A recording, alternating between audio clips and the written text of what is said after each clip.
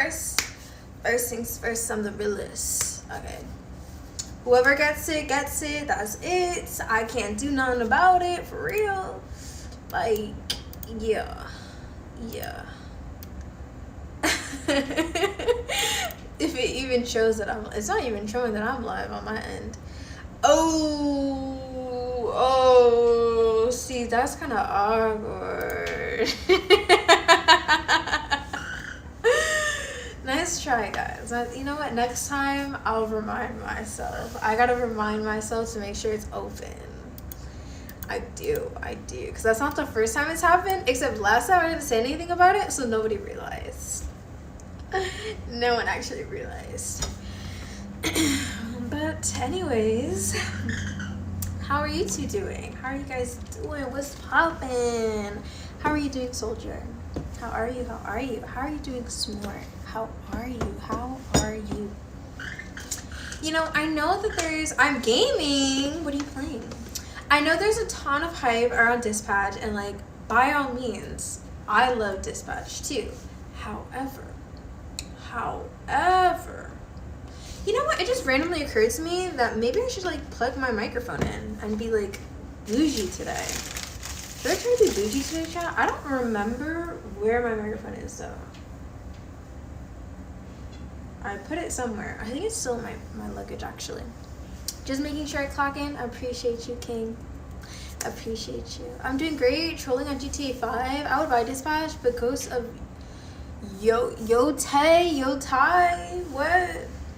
Oh, okay. Oh my goodness. Do you guys know like that time period, or even I guess it still continues now, but it's not as prevalent, or at least I'm not around it as much. But there where wind meet is free, there was like a time where men would always invalidate girl gamers who would play like Stardew Valley and like Sims 4 and like all the games that were like not competitive games. And I feel like the male equivalent is those types of games that y'all are talking about. Like, what is this? Where Winds Meet and Ghosts of Yotai, and I think also like Elden Ring. Like, yo, that's in my female brain, like that's the equivalent when y'all be playing those types of games. I'm just like, it fits the stereotype in my mind. Barbies? No, not Barbies. Like, see, I always forget its name. I literally just said it earlier. The farming game, Stardew Valley. I've never played that game. I don't have any interest in playing that game either. I don't know. It just doesn't do it for me. But there definitely are men who be playing those types of games too, so it's kind of crazy. But my whole point was that there are like men out there who would invalidate women, be like, oh, you're not a real gamer. You play these kinds of games. I can only watch Stardew Valley. Yeah, I can't compel myself to play a game like that. It just doesn't have enough going on. Like, it's too like, I don't know. It's giving Minecraft, except with Minecraft, I feel like you have more capacity to do things than in Stardew Valley. It's like, I don't know. You kind of like have to do certain things. Needs more action? Exactly. But how have you two been? How have you guys been? That's what I want to know. What have you guys been up to? I feel like there was something I was like, I want to talk about this on stream, but I forget. That keeps happening to me. In Minecraft, I can blow things and people up. I mean, I like Minecraft because you have the freedom to kind of do whatever you want. Even with The Sims, you don't really have the freedom. Like, there's only a set amount of choices unless you want to download a bunch of mods. And I'm not really too big of a fan when it comes to The Sims mods because they give me the vibe of like poor coding. Like, I don't know. They always seem wonky. Like, it never looks professional. Like, it could never replace the actual developers' add-ons. Does that make any sense? It's giving like you downloaded it as a third party. Hello, Clout Lord. You know what? You're always gonna be Clout Lord in my mind. Also, you always be on that Fortnite grind. Like, it's crazy. You know what? I was thinking about that earlier today. I was like, maybe I should be on my Fortnite grind. Maybe I need to get over myself and put myself into new environments. And genuinely, I have been considering Fortnite being one of those environments. Like, it's just, it's a part of my maturing process. Like, it's time to grow. And maybe Fortnite is the way that I do that. Just maybe, because so many people that I know play that freaking game, and honestly, the only game on my roster, he be feeding me pasta lobster. Nah, but it's literally just Valorant. Like, it's Valorant and then Bloons TD6, but I'll only play Bloons TD6 if I'm listening to a podcast or I'm watching a YouTube video at the same time. And even then, I've kind of grown out of it. Like, I'd be having phases with that game where I can play it a ton, and then I stop playing it for a while. Val Lock-In, honestly, I go back and forth some more. I don't know. I need y'all's input. Like, how do you guys stay so motivated to grind a game? Because I go in and out with that as well. But honestly, I feel like it's just a reflection of my character. Like, I want to commit to things, and I love committing to things, and I love projects. However, I just get in my head about it, and I just have, like, productivity issues. That's the thing. But you know what? I rebuke that in the name of Jesus. I can finish what I start. I'm declaring it right now. I can finish what I start. I just need to do it, and I haven't gotten about doing that yet. How you speak to yourself is very important. Hello, Prolific. How are you? How are you doing? Stay locked in. Commit to Val. Not gonna lie, I can't grind games by myself unless it's actually fire. I don't know. I do enjoy playing Valorant. I do enjoy how this probably is like a hot take, but I enjoy how it tests my character. I think it could honestly be anything. Like, when you commit yourself to anything, it will always test your character. And Valorant is something that I genuinely enjoy a lot of the times, and the times where I'm not enjoying it, it's a test of my character. The times where I get mad and I want to, like, be upset about the circumstances in front of me, like, it's testing my character. Because at the end of the day, if I can pull my own weight, I should be fine, right? No, because gaming is a hobby, and it's good if men have hobbies and interests and aren't boring. Okay, Melody T, you know what? For the first time in forever. I agree with you. I think there was definitely a time in my life where maybe I, to an extent, or just, like, people around me, and kind of, like, gave me this impression that, like, gaming was a bad hobby. Like, it wasn't qualified enough. Like, it was not good enough to be a hobby, and then it left, like, a negative impression, like it was a red flag. But the thing is, obviously, I enjoyed gaming, so I understood it to an extent.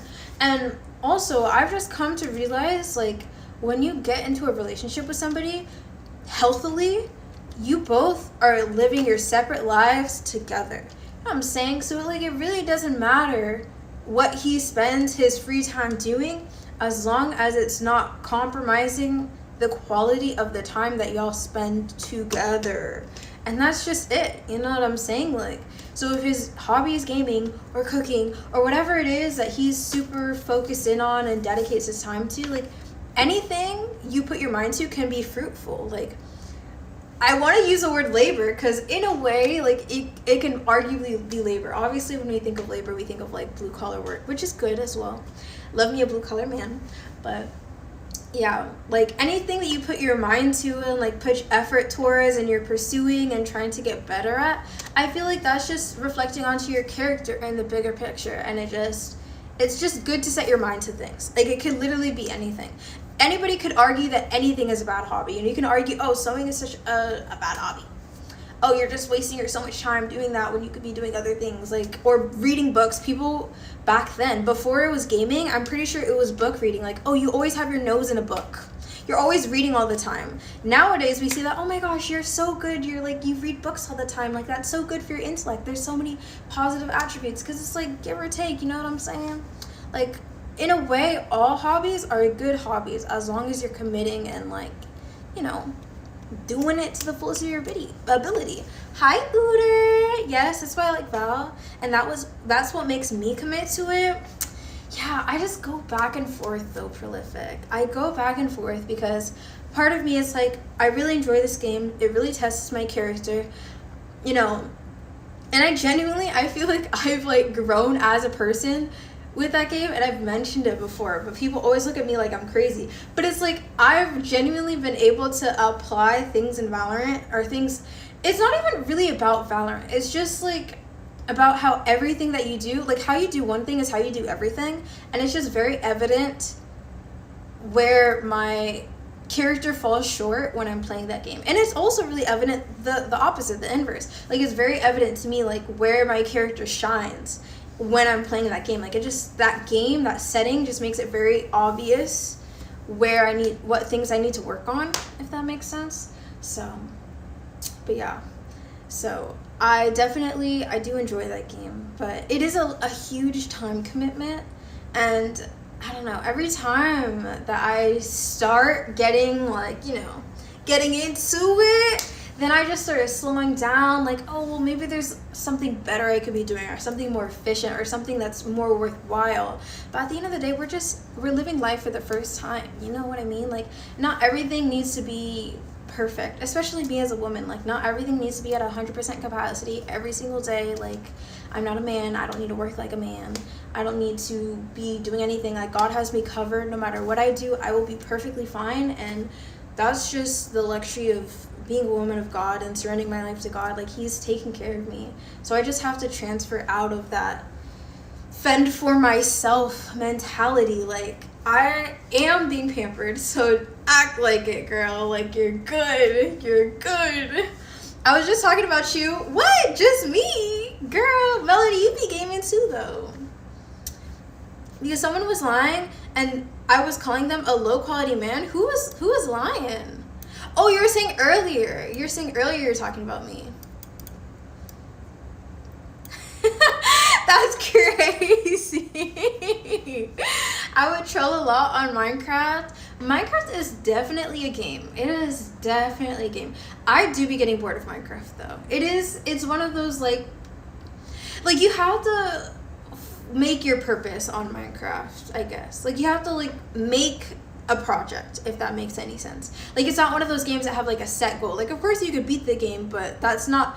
It's arguably not even, like, the point of playing the game. Like, the point of playing the game is to be creative and, you know, to be resourceful and to build yourself up. You know what I'm saying? Like, get the best armor, like, against all odds. Like, be prepared to, like, there are, like, things that you can, like, learn from playing video games. There's things you can learn from everything, but...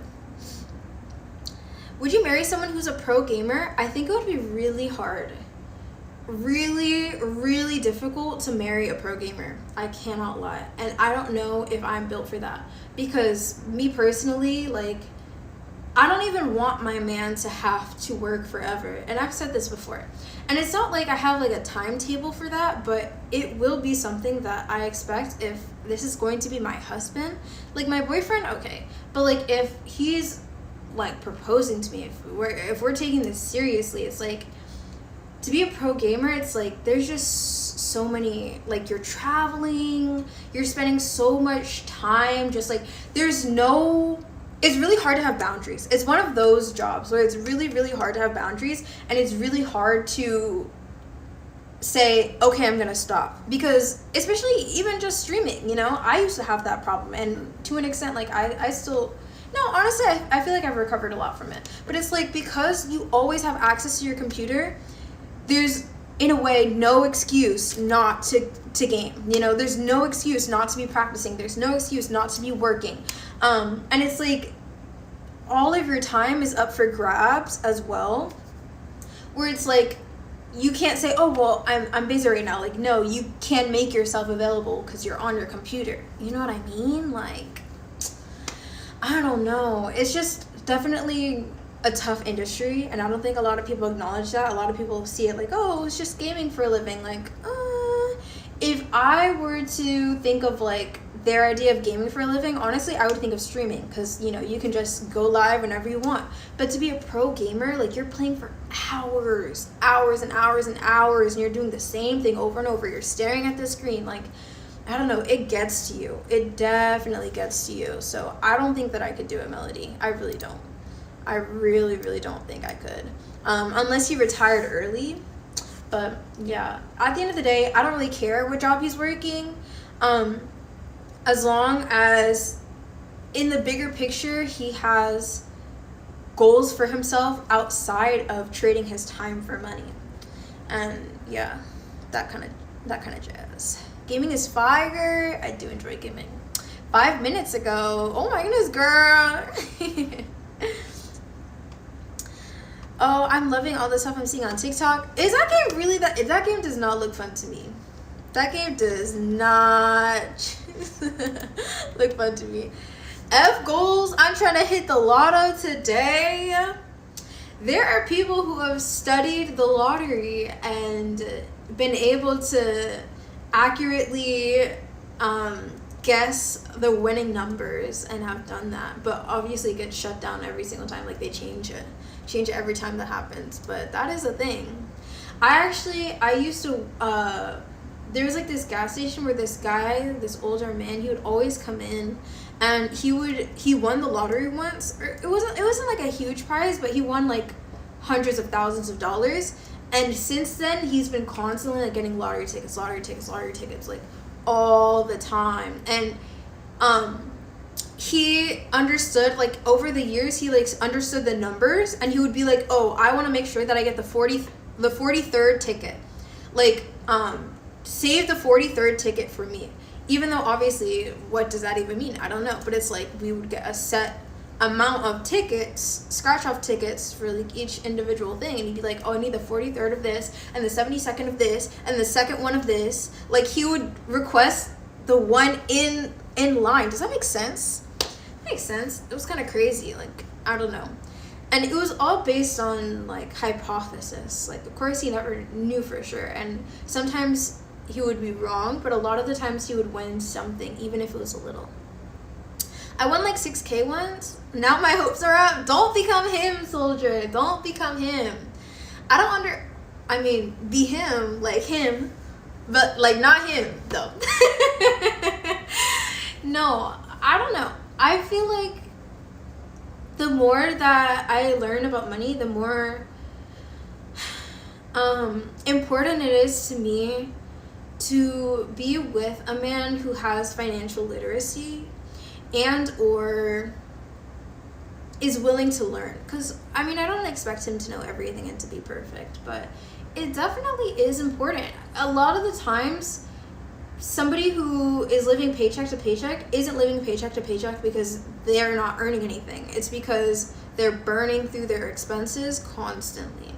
And there's like no amount of money that would ever make a person like that rich.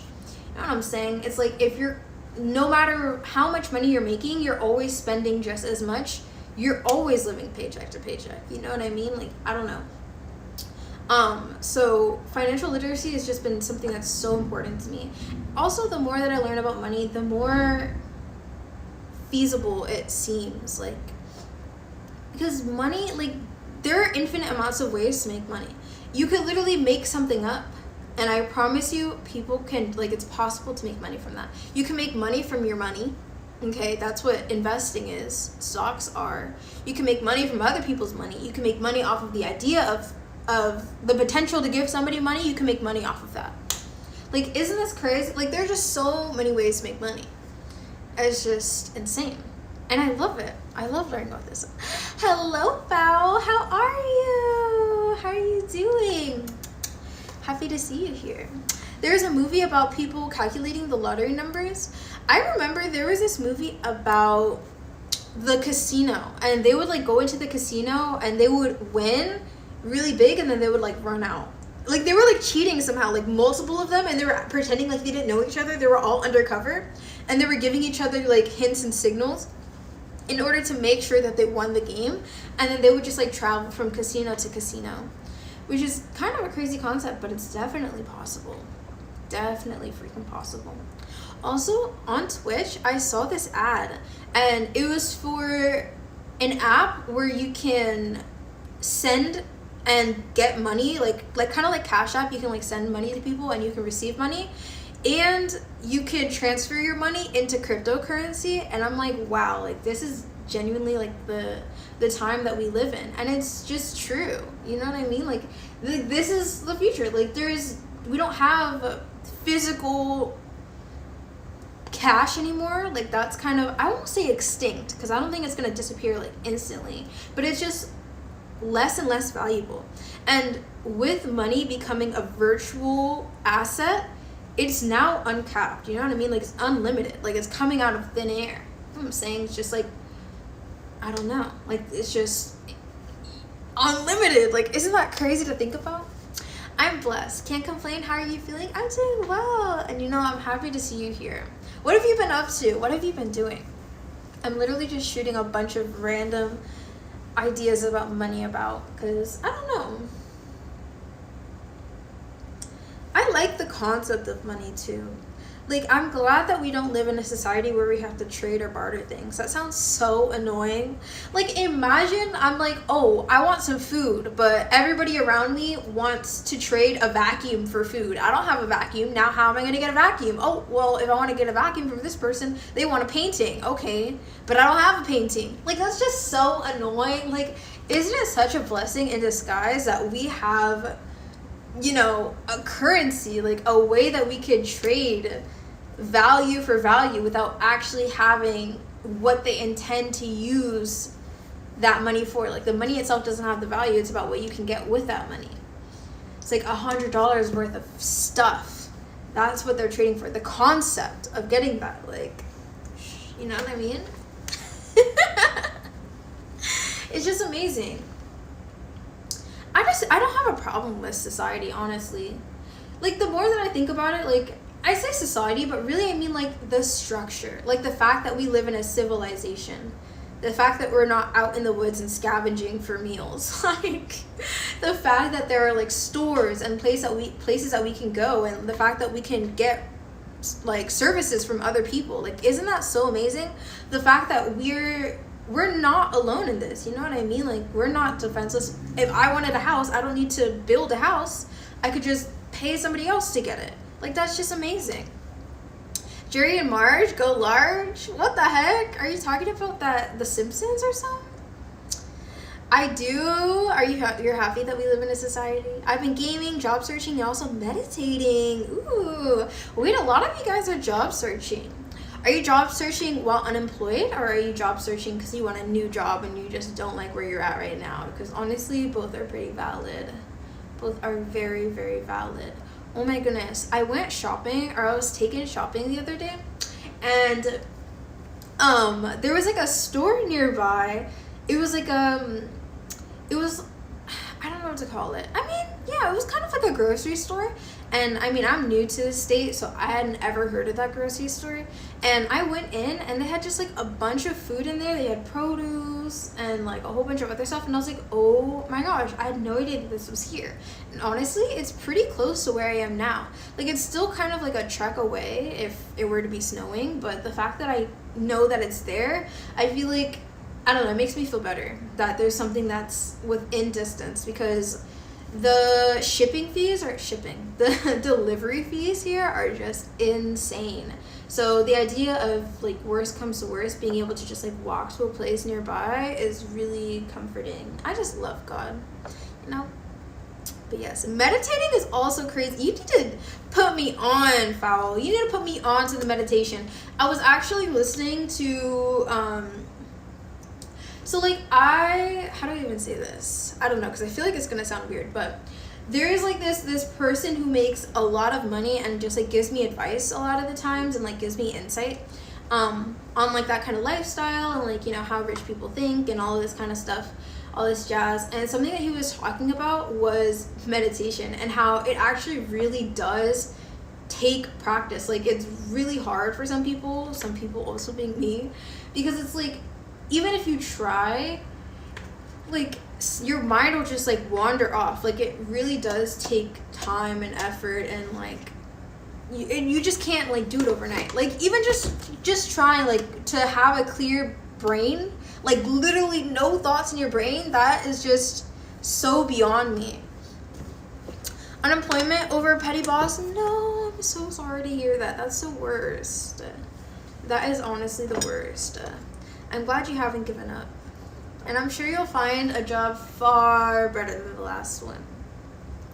No, I hate society. Oh my goodness, Melody, why do you hate society? What about society do you hate? What is it? What is it?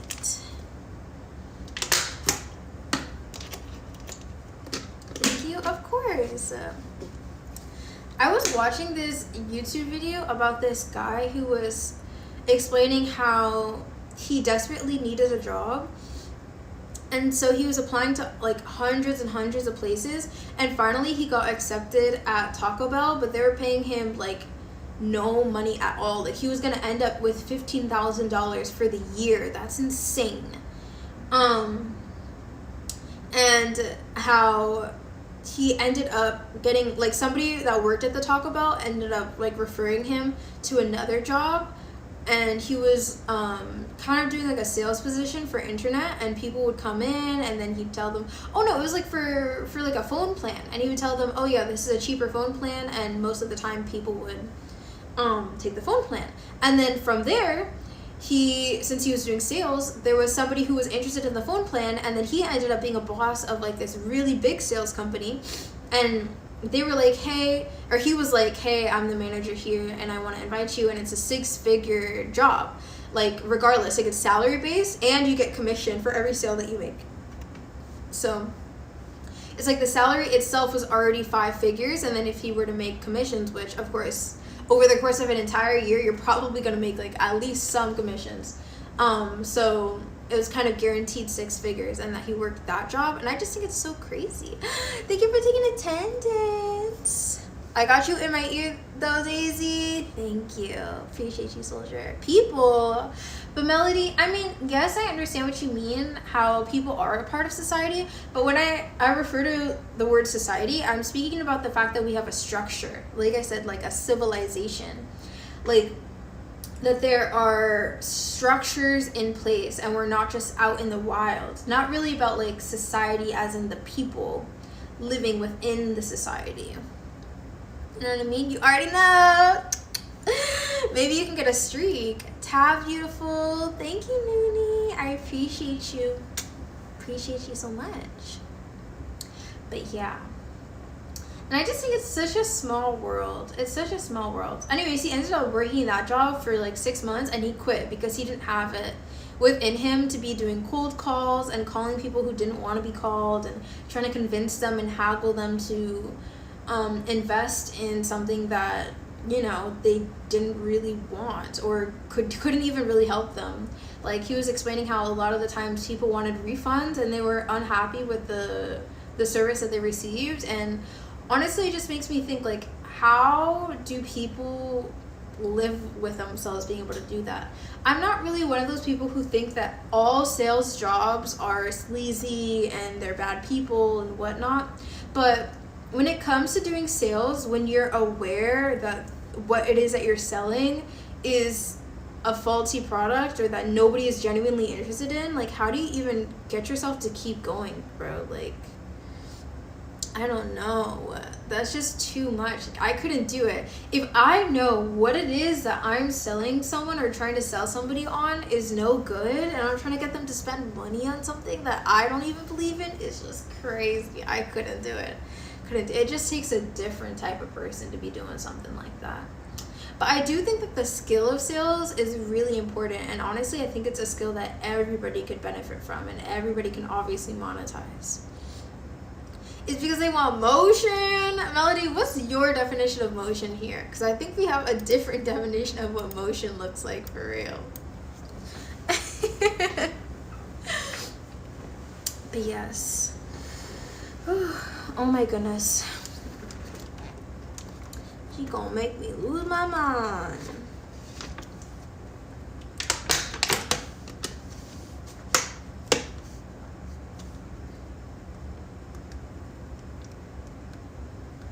Oh my goodness.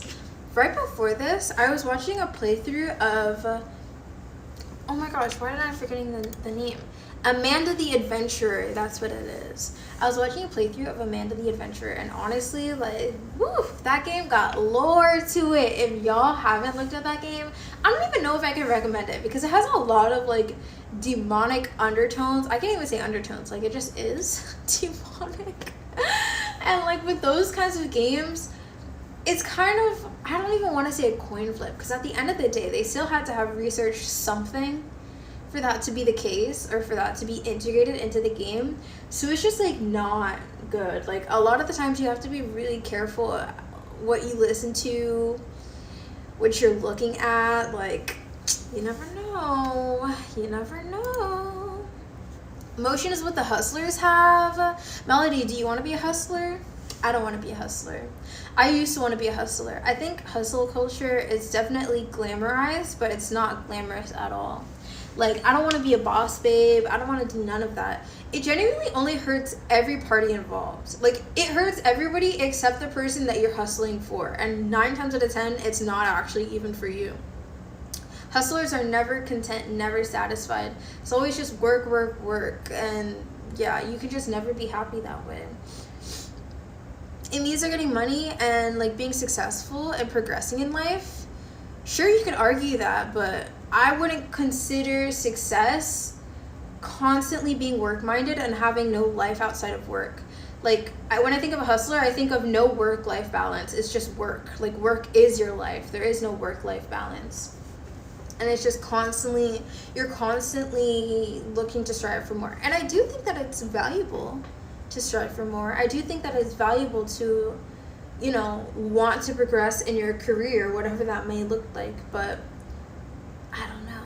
Like, the hustle culture, like what that typically looks like, is just not my idea of a healthy version of doing that. How else are you going to get motion? Oh my goodness, Melody, see, that's a really good question. That's a really good question. And you know what my response is? My response is you need to come out of agreement with this idea that working harder guarantees more money, because that's not true. The sentiment work smarter, not harder, is actually more true and less pushed, because a lot of the times the types of industries that want you to believe that working harder gets you more money are the ones that get more of a benefit from you working harder and getting the same amount of money under your own preconceived notion that you're going to get rewarded for your labor, when you're not. Like, for example, let's say that you're a cashier and you really, really want a promotion, okay? You really want a promotion. And so you are the best cashier in your field, to the point, like, all the customers know you cashing in, cashing out, you're super quick with it. You know what's going to happen? They're not going to promote you because you're the best cashier. They're going to promote somebody else who's a mediocre cashier but has exhibited skills of, being good as a manager, and they're going to promote that person, and you're going to be stuck being the cashier. You're going to be stuck getting all the people getting into your line because you're the most efficient and you're the best at doing that. And they want you there because why?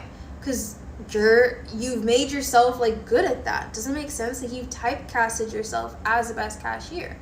The only way that you working, and even then it's not even always the case, but a lot of the times, and that's also just why I don't want a man to trade his time for money forever, because you're not ever guaranteed or promised a promotion.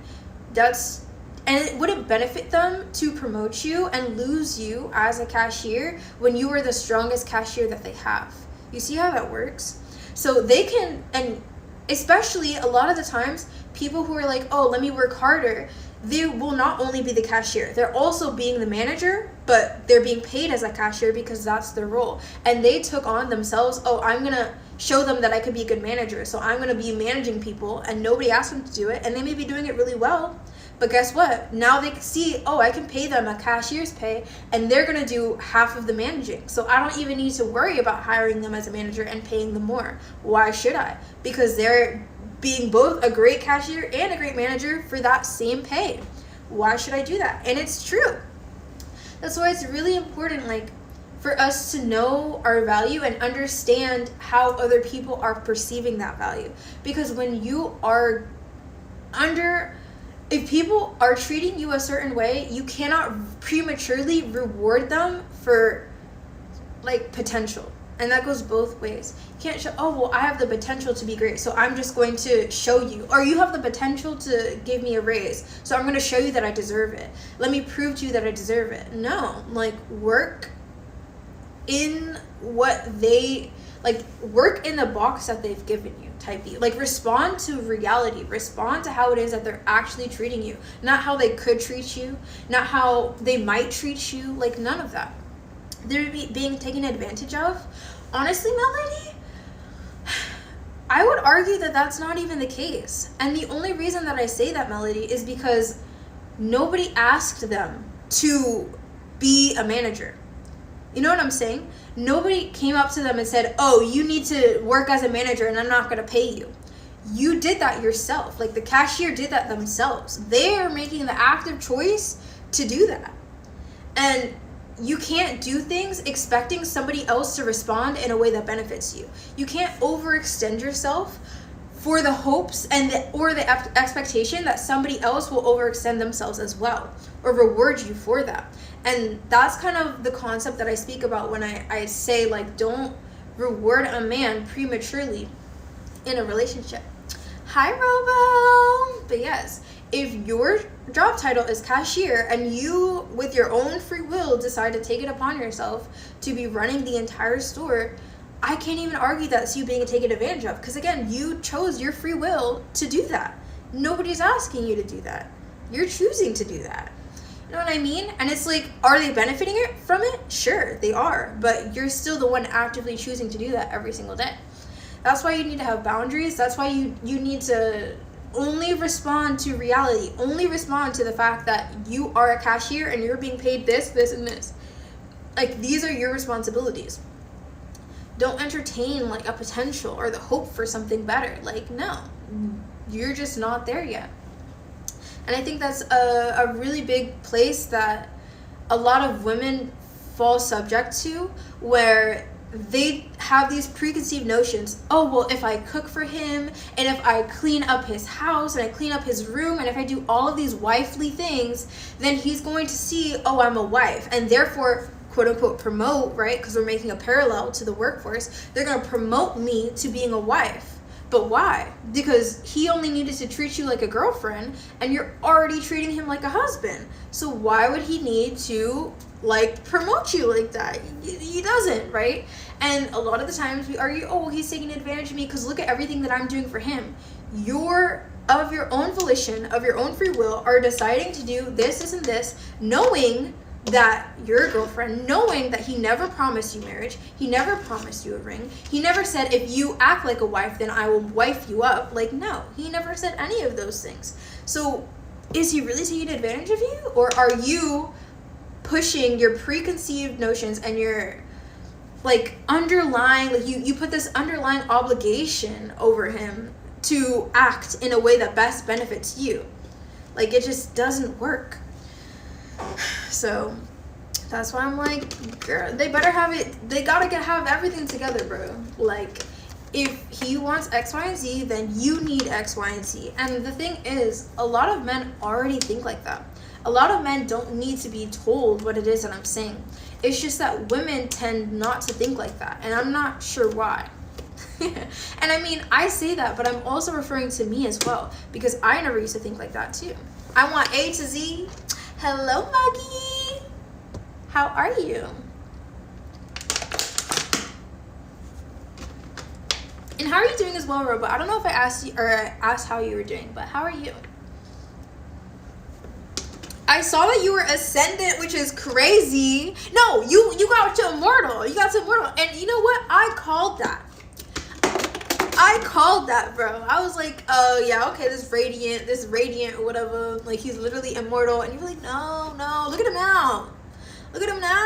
Freaking immortal up in here. How are you doing, Monkey? How is you? You're cooking? Melody, I've been trying to tell you. And these are things, like, when I make comments, right? Oh my gosh, there's something else that reminded me of you, actually, before I say what I was going to say. Something that reminded me of you. Wait, I forgot already. Sorry. Oh, right. Okay, I remember. So something that reminded me of you was, I was thinking about the fact that a lot of the times when a woman says her standard is a man having money, instantly it's like, oh, gold digger, like, oh my gosh, da da da da. Now, if a woman says, Oh my goodness, I love an honest man. Guess what? He's gonna make sure that he's always honest about her, around her. He's like, oh, I really like a guy who's built. Guess what? He's gonna go to the gym more. The only time that a man complains about something is if he doesn't believe that he has the capacity to meet your standard. So let's say that there's like a guy who never goes to the gym or is scrawny or whatever, he's out of shape, and you say, oh, I really like a guy with, you know, a freaking bodybuilder looking man. He's gonna be like, oh, so you only vain, like, oh, you care about appearance. Like, that's obviously going to be his response because he doesn't meet that criteria and he feels so far away from that criteria. So he feels inferior to that, which explains why if you say, oh, my standard is a man who has money, all of a sudden it's like, oh, she's a gold digger. That's all she cares about. Da-da-da. Why? Because they're insecure because they don't meet that criteria. So, because if you say that around a man who does have money, do you think he's going to say that? Oh, she's a gold digger. No. They'll be like, oh, okay, I checked that box. What else? What else? You know what I'm saying? Like, sounding like a Florida jit. Nah, you just saying that, Muggy, because you know now. Now you're trying to use that against me. Okay, I don't want to pierce your guys' ears. Close your ears really fast. Okay, that wasn't actually as loud as I thought it would be. I can't lie. Okay, I'm now wishing that I didn't crush this bottle because I've been using these bottles to make butter, actually. Surprisingly enough, I've been making my own homemade butter. I really enjoy doing that, actually. I'm gonna become Nara Smith. I wanted to become Nara Smith before Nara Smith was Nara Smith, but I do like the idea of making them from scratch. So that's the goal. That's the goal. But I do have to get into the habit of like actually making things. We sound alike, so that's a compliment. Okay, if you say so.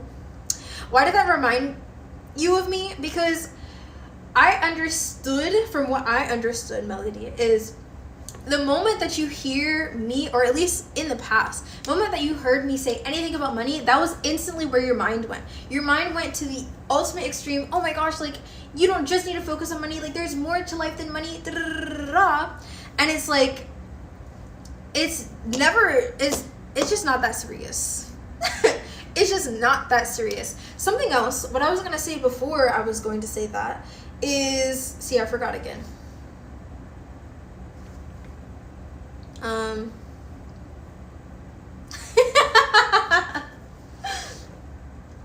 Oh, right.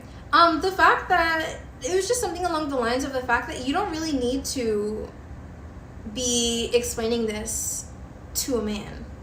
Like, you don't even need, like, a man will, if he wants you, he will always meet your standards. Like, he'll always meet them. So you don't need to explain to him. You don't need to you know, prove that you're worth anything. Like, the right man will just raise himself to those standards. So you don't have to, like, explain why you think the way that you do. Like, everything, basically I'm saying that everything that I do while I'm live and while I'm talking to you guys and while I'm, like, sharing the insights that I have. Hi, Spa. Thank you for the 6-time streak. Is crazy.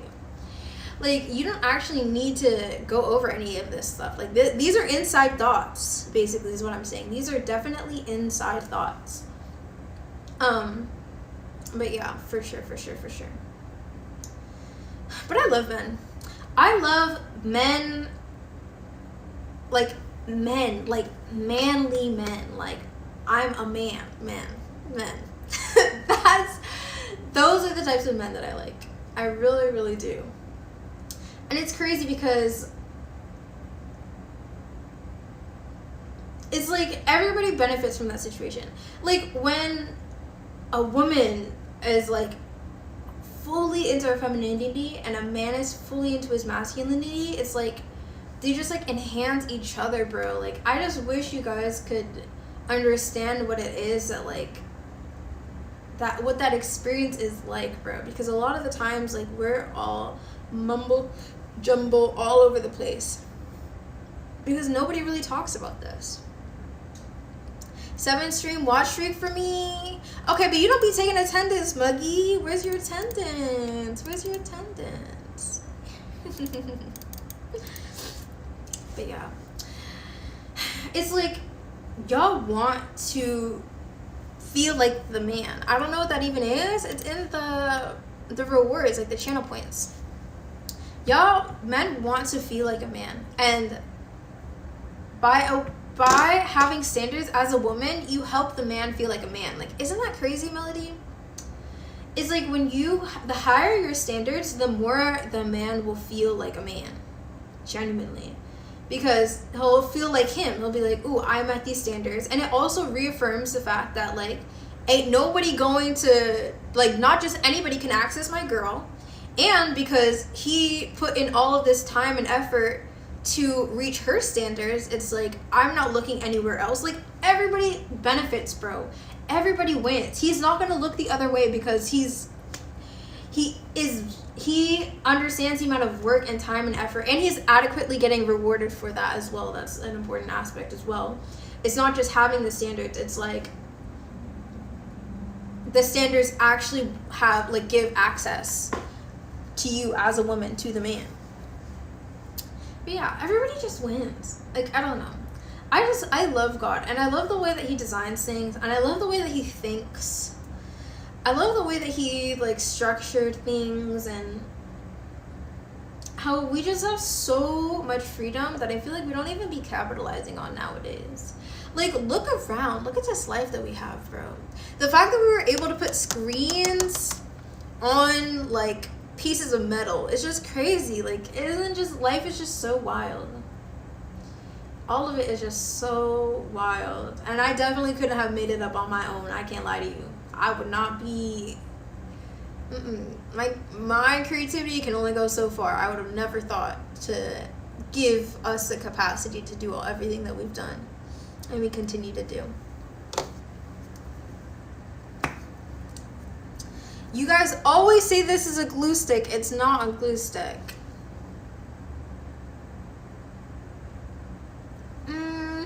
Hi, Laza. How are you?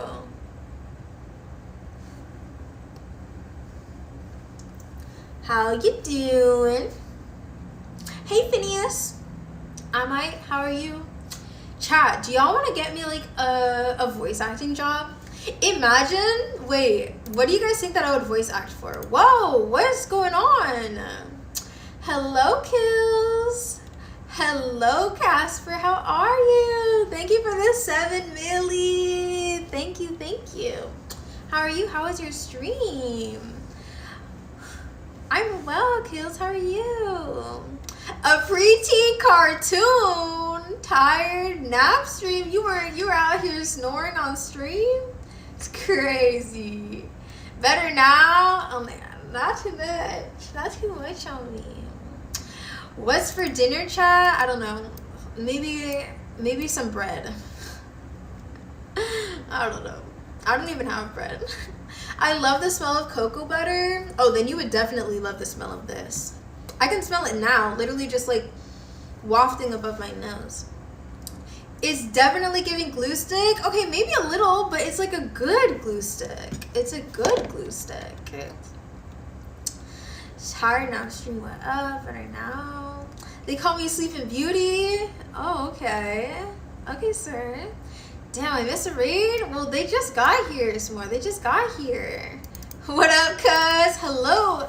Okay, I don't want to butcher your name. Is it pronounced with a Spanish accent? Because that's what it looks like. Carita? Or am I crazy? I don't want to say, I hate saying people's names wrong. You have to tell me. You have to tell me. You ain't got food? I have enough. I have enough. That's not glue? No. Why are you guys bullying my chapstick? We call him Toes? Oh. Does he have 11 of them? Enough chapstick in there for 2 people on 1 year? I've had this for, I actually don't know. But I've had it for at least a year. Maybe longer. I had 2 of these at one point. Same size. No, he likes them? Oh, you one of those, Carita? You like them toes? Ooh. Not you putting his personal endeavors out in the open. I knew what it was. Oh, so you're just bullying me, Muggy? Is that what it was? But standards are subjective. They are subjective. You're right, Melody. They vary from person to person. But you can't have, like, you can either be easy or not easy, basically, regardless of what your standards are. Good night, peoples. I go to sleep. Have a great night. Good night, Scholar. Schlatt. What? Why is he Schlatt now? He's a man, so I have to. Oh my goodness, Kills. Oh my goodness, Kills. I saw you streaming the other day. You're playing like what they play. I don't even know. I can't lie. Like, I ain't one of those girls. I ain't hip like y'all. Like, it was like one of those Black Ops games or something. I never bully you. I said that I like it. Did you? I don't remember that. Oops, my bad.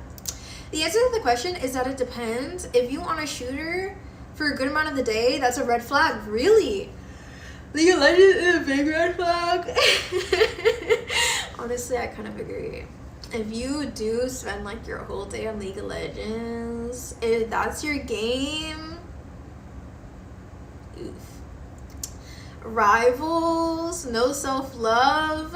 You think people who play League have no self-love? Oh my god. What if you played TFT though, Laza?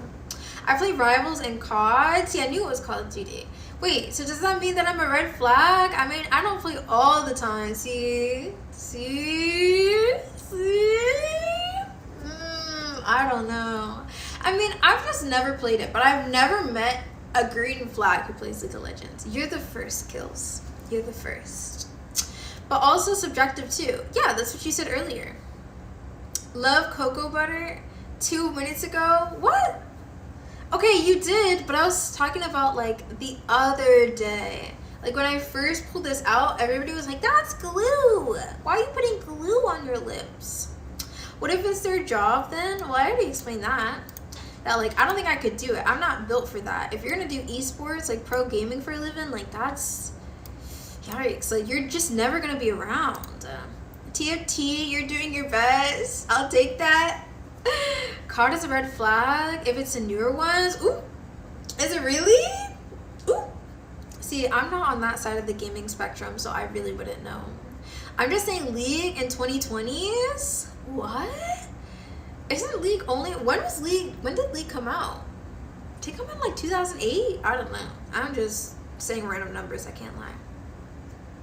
I mean, you saying that their standard is easy, that's also subjective. Yes, you could argue that it's subjective, but I feel like there's very little variability when it comes to that. Like, for example, there will be people who say, oh, well, as long as they're nice. Like, what? That's not even a standard at that point. That's just the bare minimum. Like, you want a partner who's mean to you? Like, no. That's not even a standard. You know what I'm saying?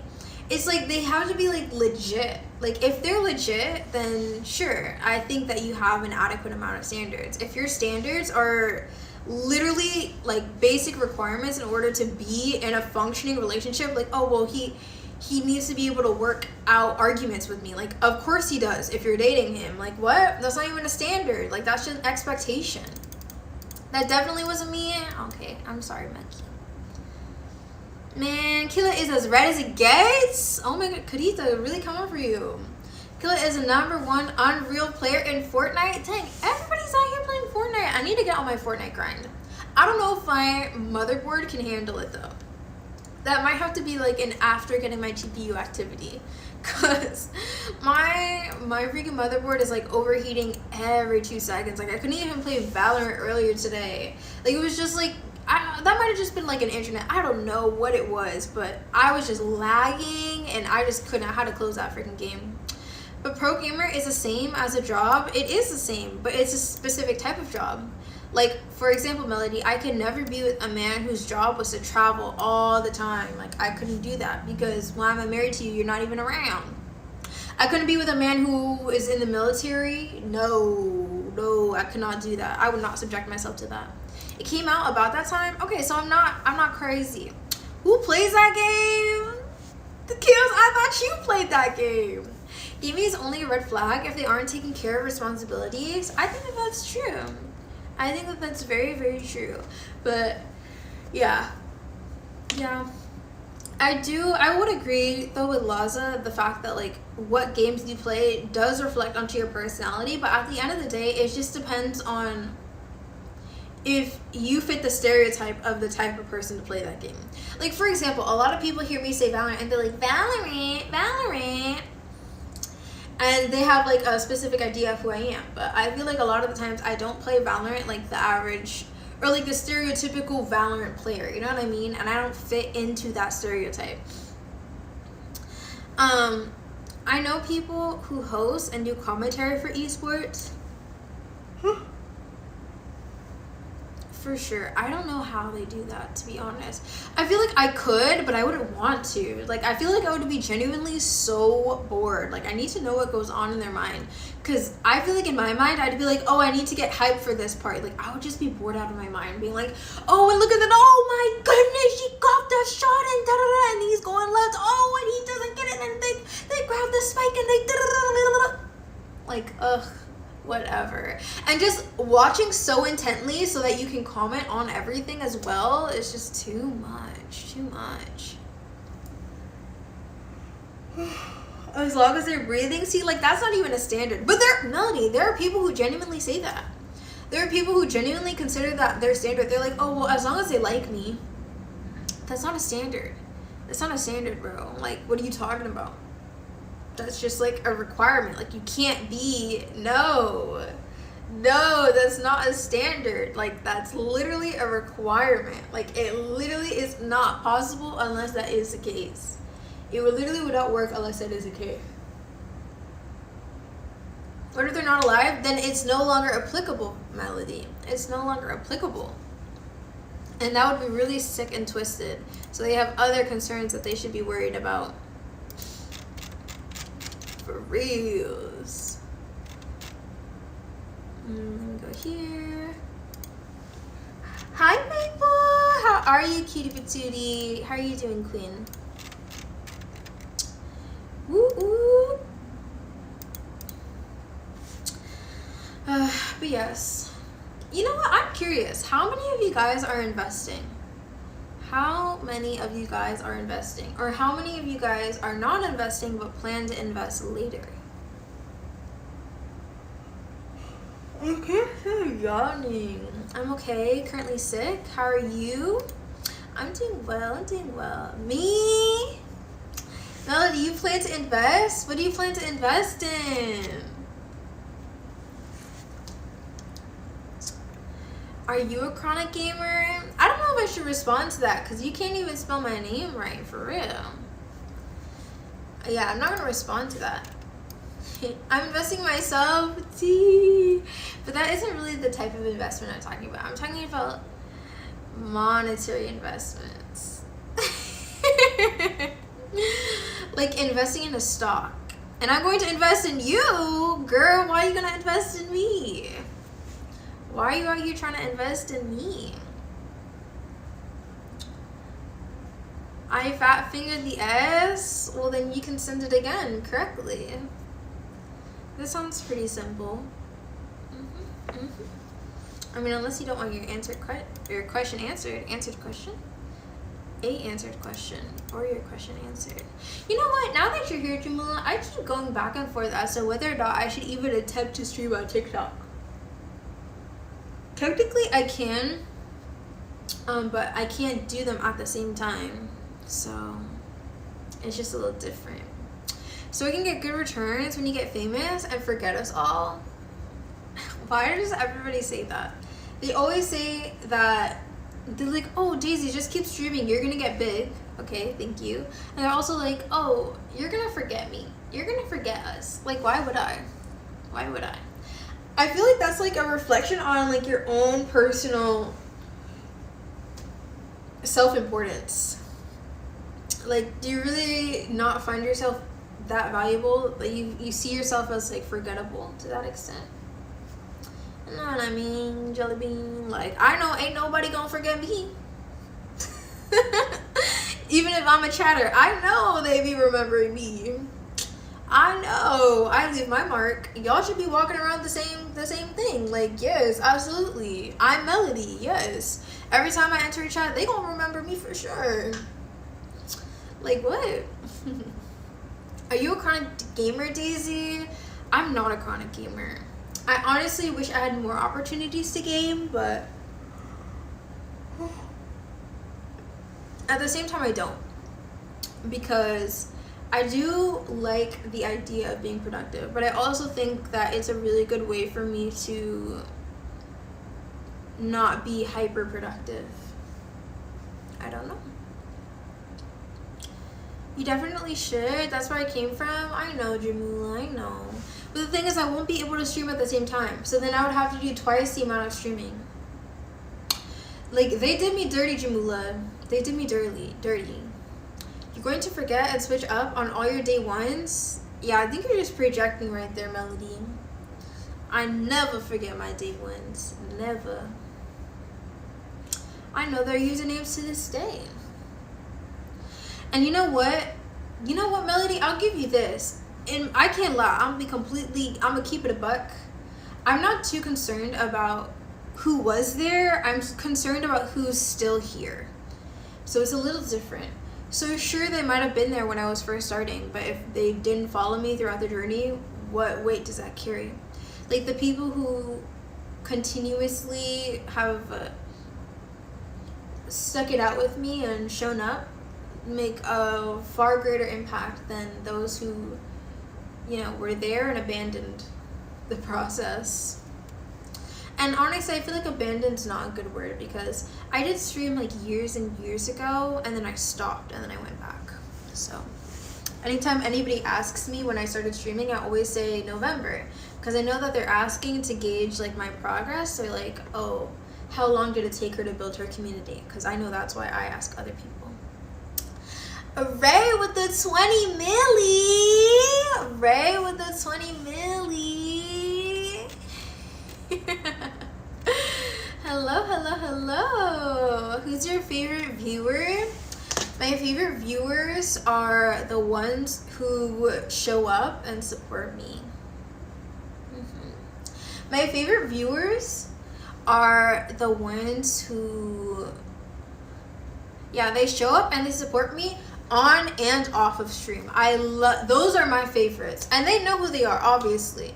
But the ones who don't only support me on stream, and a lot of the times they can't even make it to all the streams, or they have to lurk, or they can't talk, but they do both. And it's not exclusive to that. Like sometimes they will be able to like talk or whatever, but they'll always be here when they can.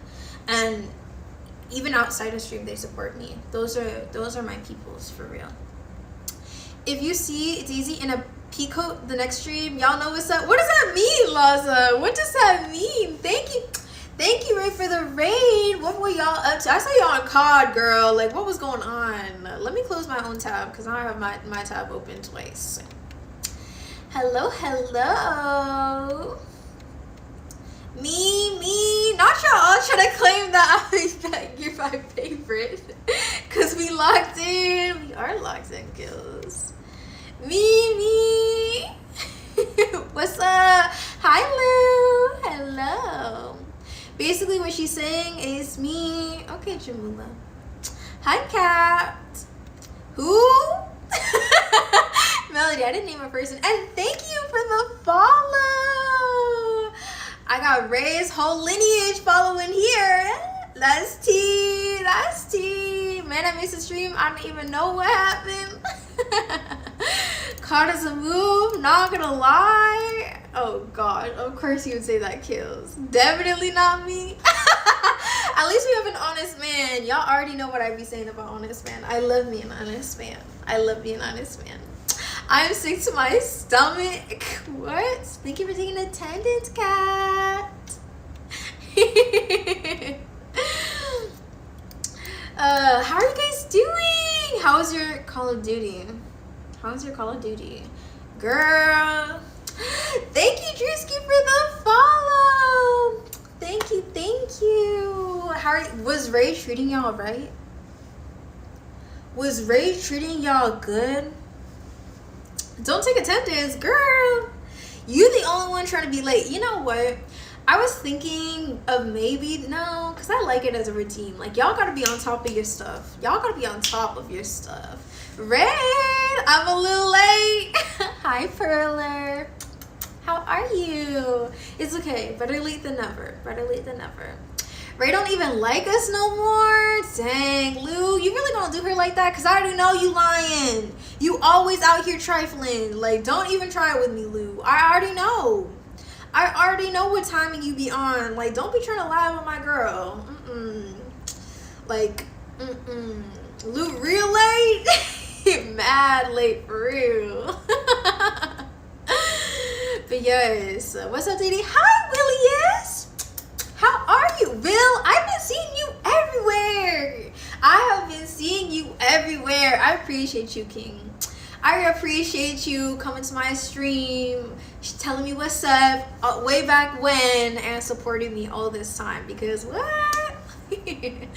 I'm working the whole week. I'm tired, girl. See, that's why I had to leave that 9 to 5 jargon behind. Ain't no more. None of that. None of that. I'm doing good. And yourself? I'm doing well. Thank you for asking. I appreciate you. I appreciate you. These nicknames. What's wrong, Willius? What's wrong? I'm never trifling. See, that's how I know you a trifler. You know what, Lou? You're probably who Melody said was a low quality man, because you out here lying. You out here lying. Let me stop. You have to get a hard working, high quality man to pay your bills. Melody. It never hurts to have more than one. How? I'm late? You literally admit that you're late. You literally, you know what? Yeah. Does anybody want to volunteer? High quality men are on time. Ooh. But you know what, Melody? Here's my rebuttal, though. Here's my rebuttal. They deserve grace, too. Like, it's not about perfection. You already know how I feel about perfection. Or at least a word. But it's like, it's not about always doing everything right. It's about, like, the effort and the incentive and the drive to do what's right. So that's really what attracts me. Like, a trying man is a good man. That's what I like to say. A trying man is a good man. But some of y'all be thinking that, like, y'all be confusing what a trying man looks like. Like, potential isn't trying. Potential ain't paying your bills. Potential ain't progressing this relationship. Like, what are we doing here? Hello, Fendi. How's that house going? How's that house going, Fendi? Trying isn't good enough. Well, I disagree with you, Melody. I disagree. I think that a trying man is a good man. And sure, he might not make it on time. But if the next time he is able to get on time, or every other time after that he's able to be on time, like, are you really gonna hold that to him? You know, like, I'm not a perfect person. I don't expect him to be a perfect person. I don't need him to pretend to be a perfect person. Like, but obviously I'll know that his priorities are in the right place if he's constantly striving to become the best version of himself, and the best version of himself for the sake of this relationship, because I think that's important as well. Like, when you get into a relationship with somebody, it's like, now you're considering somebody else. Like, it's outside of you now. Like, it's not just, oh, what works for me. It's like, what works for us. So definitely that plays a part, for sure. Trying is good enough. See, I still disagree with that, Lou, because trying isn't enough. It is good enough, but it is not enough. You can't just try all the time. You need to be succeeding to a certain extent, or else that invalidates the trying. Because a lot of men love to use that word, I'm trying, as a buffer to consequence and to excuse incompetence. So it's definitely something that goes unsaid. I think a lot of the times, like, a man who's genuinely trying doesn't even say that. They don't even say, I'm trying. Like, that's just not words that would come out of his mouth. Like, he would be performing, and that would be the evidence of his efforts. Like, you would see the fruit of his labor, because at the end of the day, like, y'all know how to get what you want. Y'all men have no problem trying to get what you want. Y'all do it all the time. Y'all always strive for what it is that you want. So if you can't do that for the sake of your relationship, something's wrong. Yeah. It's good, but not good enough. It's enough. It's okay. It is good enough. Like, I don't know. It's not like it's a bad thing. Like, it is meeting my standards to be trying to become the man that you know that I need. Like, that does meet my standards. But to be in a constant state of trying is a red flag. Hello, Piano. How are you? How are you? I just got done putting in the glass flooring. Glass flooring? What do you mean, marble? Glass flooring? You got some glass flooring? Do you have like an aquarium underneath? Is that why? Because that's what I would do in Minecraft. I would make the floor glass, and then I would have like water, and then like fishes and axolotls at the bottom. Chef's kiss. I should have the chandelier up, and we almost should be almost done. We on the beach with it.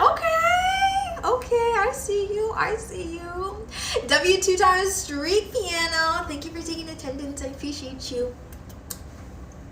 But yes. But anyways, yes. I hope that y'all are having a great night. Okay? That is genuinely my hope for y'all. And I hope that I hope you find what you're looking for. That's how I feel right now. That's the kind of vibes that I'm feeling. Like, I hope you find what you're looking for. I hope that you become the type of person you want to attract. I hope you recognize your value and your worth. I hope you know what place in your life you want to end up, and you are striving to become that dude. You're striving to become him. You're striving to become her. Like, what more could you want? But yes. Oh my gosh, you guys know that NPC girl? I don't know. I'm definitely ready to be in a place in my life where technically you can argue that I am. You can argue that I am in a place in my life where I don't need to trade my time for money. That is very true in a lot of regards. But even then, like, I don't know, I'm always striving for more. Like, I want it to be even more so. Even more so the case. And I want that for all of y'all too. I hope that when you guys have a surplus of money, that you guys are financially wise with it. And I know that you will be. Because I know that you guys all want better for yourselves, right? And that you guys all want to be financially free. And that you guys don't care to have short-term happiness when you can have long-term joy. Yes? Hell nah! Oh my goodness. Nah, you him though. You him. So instead of getting the newest skin on a video game, instead of purchasing the Marvel Rivals bikini so you can see some virtual cheeks out, you're the type of man who would spend that money on bettering himself or on creating more financial assets for himself. That's the type of man that you are. I can already tell. I can see it now. That's who all of y'all are. Is spending money on skins a red flag? Something that I like to say is, if you got it like that, I don't really see a problem. But if you don't really got it like that, it is a red flag. Because it is a sign of... it's just a frivolous buy in so many different regards. Anybody who's asked me, because I never buy any skins on anything. I never pay for any games at all. Every game that's been paid, somebody has bought for me. So I just don't spend money on video games. And when it comes to Valorant, people are like, oh, why don't you have any skins or whatever? And I'm like, I don't pay for pixels. Like, it doesn't change the game. It literally affects nothing other than some different RGB colors on the screen. Like, that's it. So if you are not even in a place where you have like a surplus of expendable income and or you're living paycheck to paycheck and or you're not where you want to be financially in life, I feel like that's the least of your worries. Like, that's the least of where your expenses should go to, especially when you're grown. I think as long as it's not often and they're not broke, I don't see the problem. I guess it depends on what your definition of broke is, Louis. I think they're the only excuse for, like, frivolous, like, because, again, like, it's one thing, like, okay, let's take a woman's expenses, for example. Like, a woman will end up spending a lot of money, but she'll spend money on things that enhance her quality of life. So, like, for example, makeup, right? A man would argue, oh, well, you don't need makeup. You don't need makeup. The thing is, it actually, like, psychologically has an impact on her. It psychologically has an impact on how people treat her, how people approach her, how, like, her environment, the people that she's around. Like, it actually impacts things outside of just, ooh, I want makeup.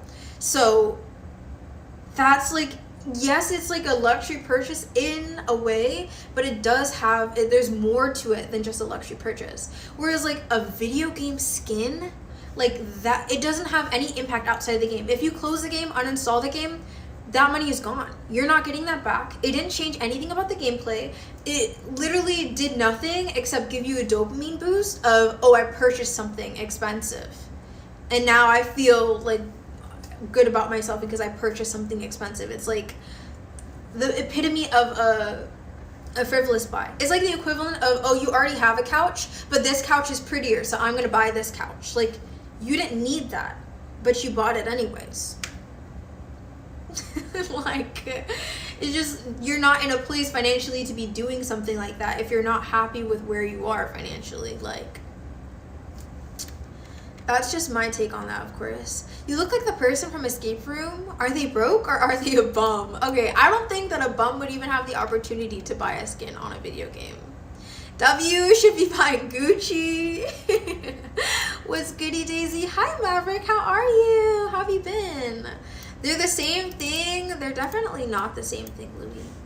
Because you don't need the skin. The skin doesn't impact anything. I would even argue that it would be a better purchase if it actually impacted the game. Like for mobile games, for example, you can buy like points or something so that you can like purchase things that will like, or like you can unlock a character that you have to pay for. You know, like those types of purchases are better than purchasing a skin. Like again, it does not impact anything other than you getting a dopamine hit. It's like a drug. Gucci is ugly. I agree. I do not like the look of Gucci. I do not like that. I prefer Coach. Like Coach is not even like the most elite luxury. It's honestly like if you talk to like any person who's like actually rich, a lot of the times they're, I mean, of course like they don't mind Coach, but they don't see Coach as like a luxury brand. Like it's really just not. But it looks good, and that's all I care about. So no matter how much money I have, I'm always gonna go back to Coach because it looks cute. Like I don't need the whole like, oh, this is the most expensive bag, so I need to buy these ones. Like no, this one looks cute. This one looks cute. It's good quality, and it lasts. And that's really like, that's it. You know what I'm saying? Like, thank you for the lurkers. I forgot the word. The word for what? Just got over a cold. I'm glad that you're feeling better. I'm glad that you're feeling better. Nobody needs makeup and nobody needs skin.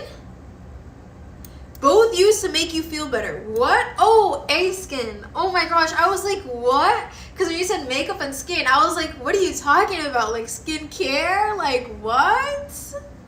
No, Louie. See, you're just refusing to acknowledge this. I mean, honestly, I can't. No, you should understand that. Because I was gonna say, oh, you know, you're a man, I can't expect you to understand. Like, no, you do understand that. Because if we were assuming that you were single, or just like ask any man or look through any man's following, 9 times out of 10 the women that he's following are liking the pictures of, they have makeup on. They have like certain beauty procedures done. Procedures make it sound like I'm talking about surgery. It doesn't have to be surgery. But like, you know what I'm saying? Like they take care of their skin, they have their makeup done, they have like, you know, like their hair's done. Like those things affect how you're perceived in your waking life. And again, pretty privilege, yeah, right? Like we all know that it exists, right? Even though I have my own personal takes, just for the sake of this argument, I won't even entertain that. Like for the sake of pretty privilege, yes, having makeup, buying makeup, it does impact your day-to-day life. You will be treated differently in your day-to-day life.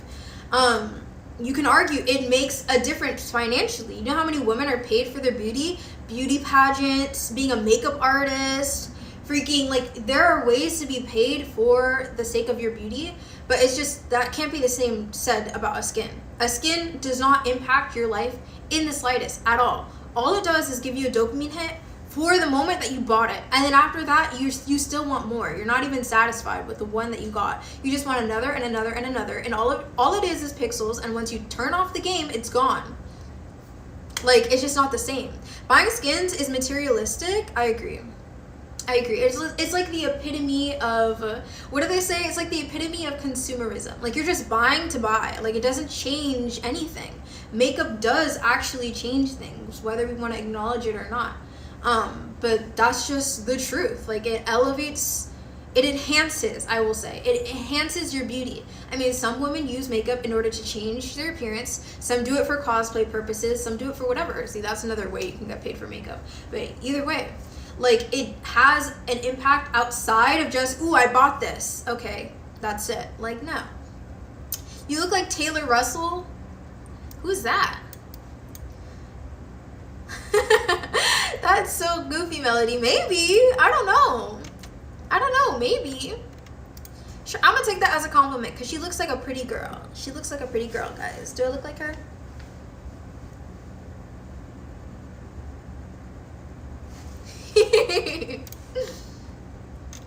Gorge. I love Pretty Woman. Like, honestly, I didn't even know how I did not recognize women's value and their worth when I even, like, everybody reaps the benefits of a woman's beauty. Like, everybody reaps the benefits of a woman's beauty, and everybody, to even go further, everybody reaps the benefits of a feminine woman, of a woman in her pure femininity. Literally enhances everybody's life, literally changes the vibe of an entire room, literally enhances the quality of life, bro. It's the best ever, bro. Oh my goodness, like, I can't believe that we could ever see ourselves as any less than an it girl. Like, we literally are all it girls. Just, like, own it, girl. Like, step into that, step into it. Stop being looksist. In what way is it looksist? To acknowledge somebody's,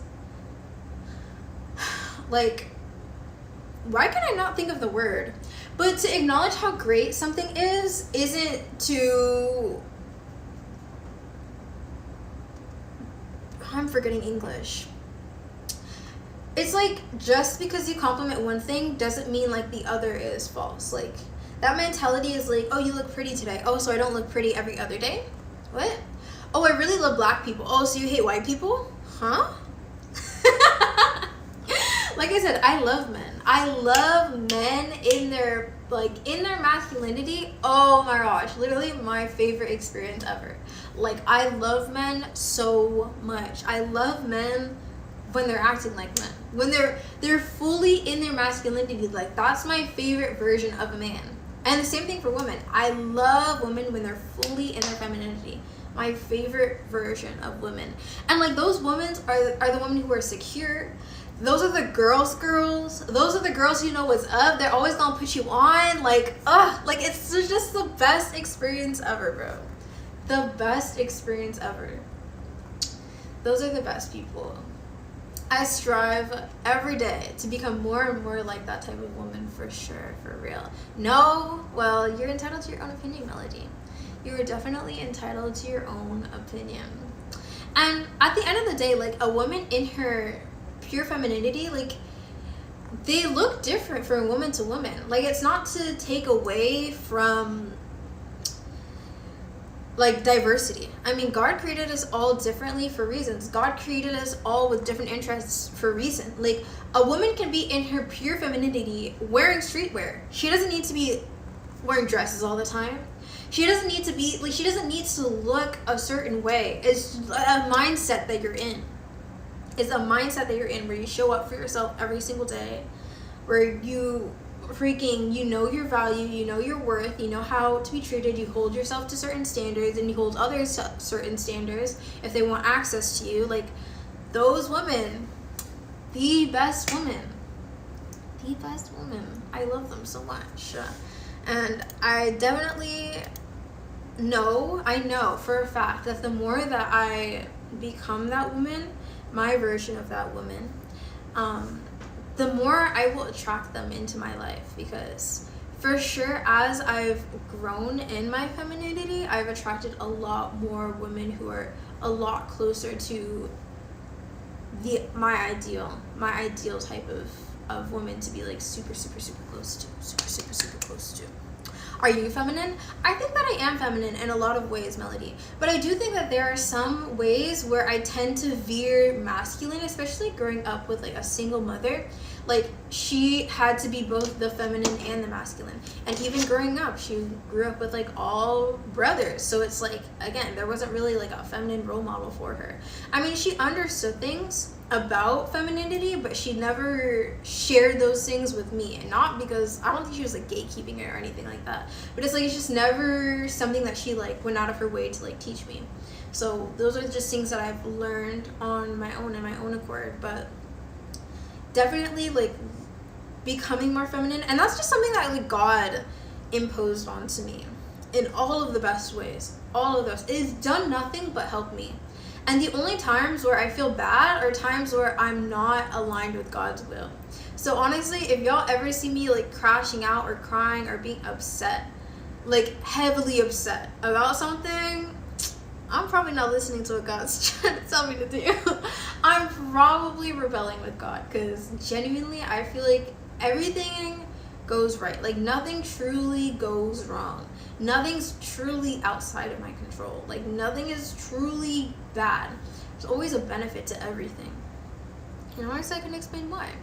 Like, even the fact that I don't have a GPU, maybe it's because I wouldn't be having these kinds of conversations with you guys if I were on my computer. Like, maybe I would just be playing Valorant on stream all day. Like, I don't know.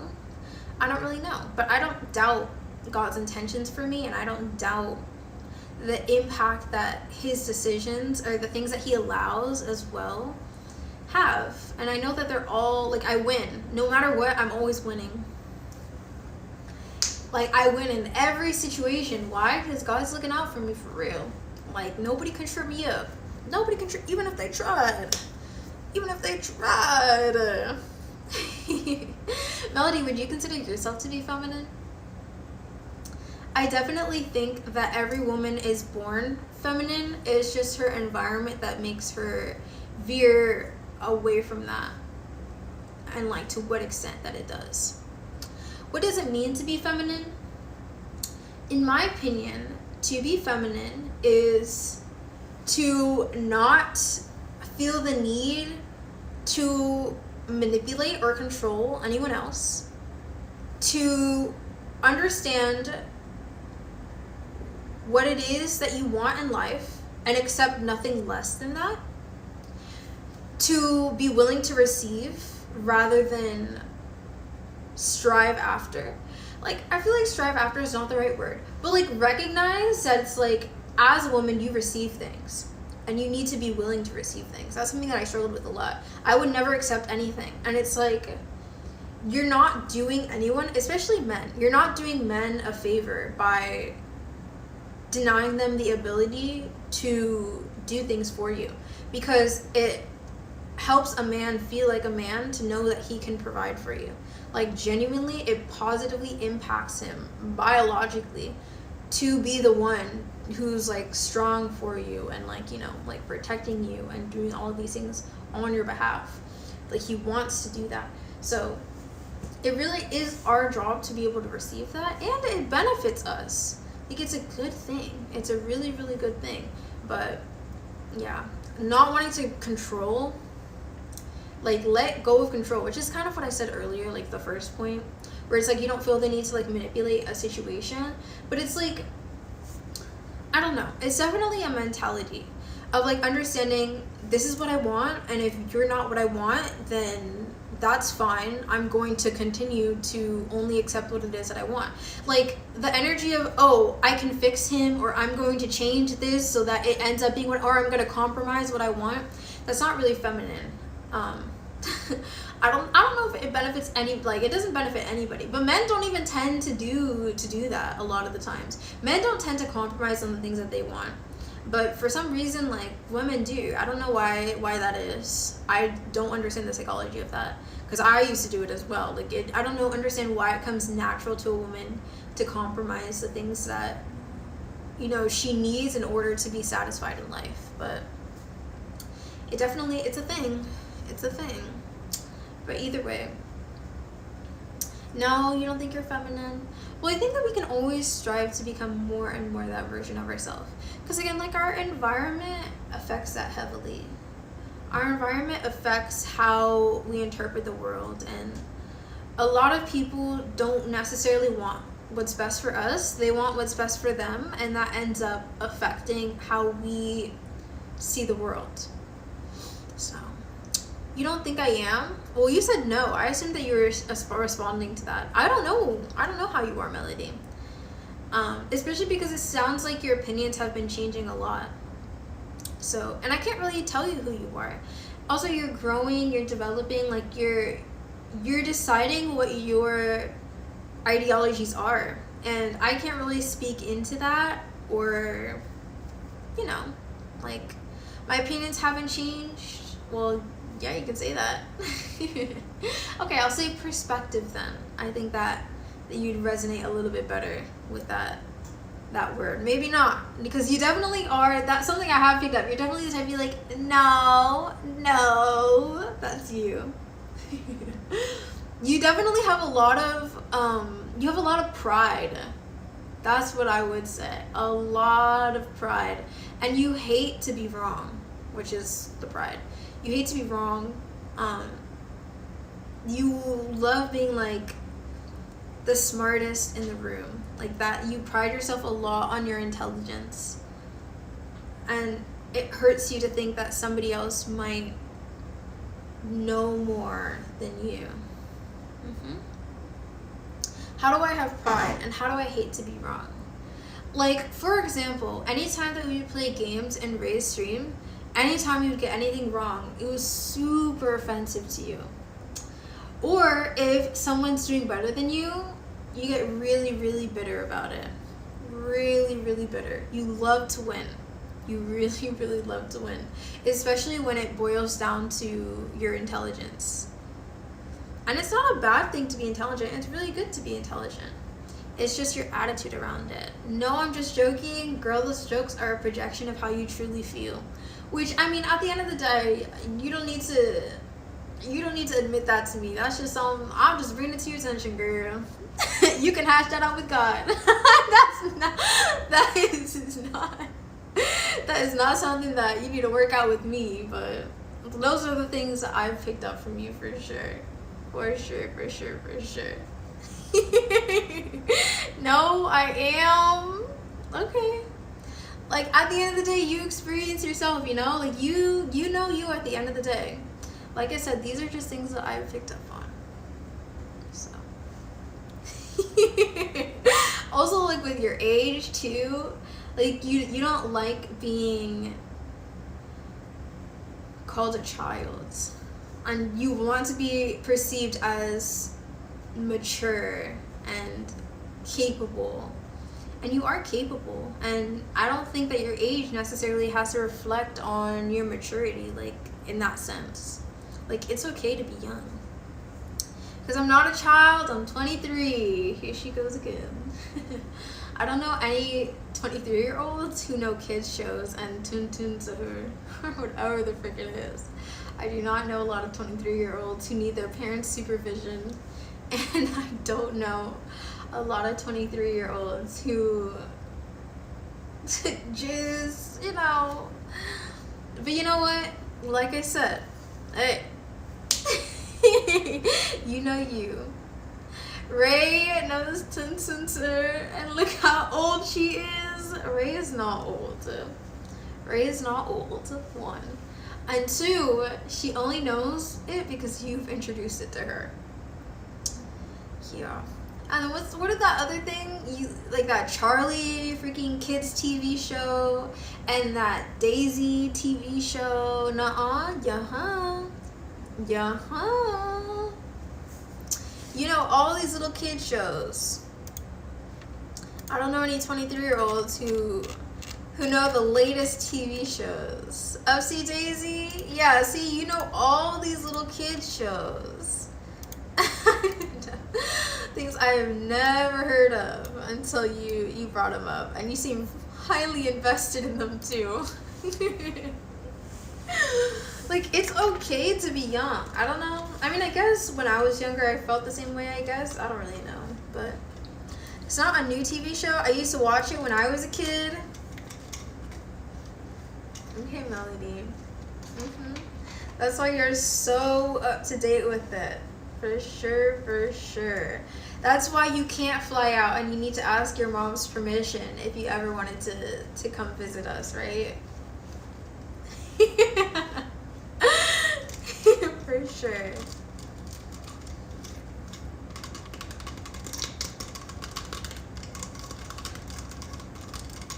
I can't wait to do IRL streams. Genuinely, like, I can't wait to have my, that's the one benefit of my GPU for real. Like, sure, to be able to stream from my PC, but I think the biggest thing is that I need to stream from my PC if I want to be able to IRL stream and just like walk wherever and just have it connected to my PC with like stable internet no matter where I go. Like, that is definitely the biggest thing. I don't need to have permission to do anything. I just like to ask my mom because she knows best. Right. Okay, Melody. Okay, Melody.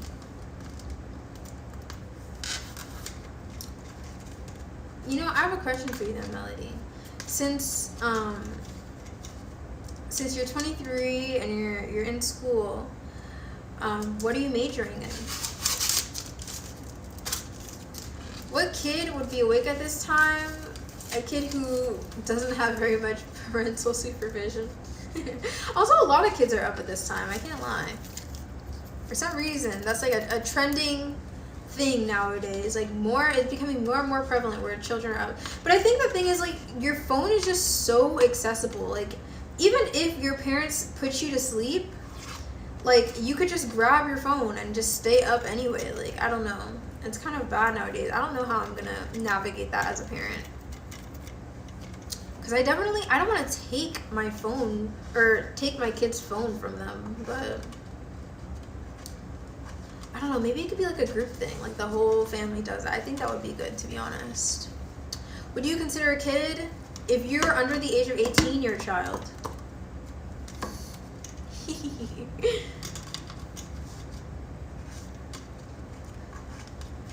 And that too, you ask what age you need to be in order to access Discord. That's not something a 23-year-old would ask. At 23, you have access to everything that you want. It's not like 23-year-olds are not allowed to use Discord. Like, that's just not. Bro, that's just not a concern.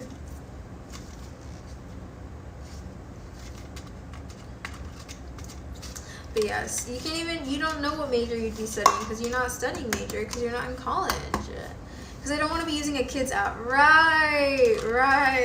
Of course, Melody. Of course. That's totally the case. Oh my goodness. I finished my A2 milk. And after all this time, I think that I'm finally going to revert back to normal milk. Not because I want to, but because I want to start freaking saving up some money. I want to save up a lot of money and start being financially smart with it. Like doing financially smart things that I can only do with like a surplus of money. Nico! Thank you for the follow. Hi, Queen.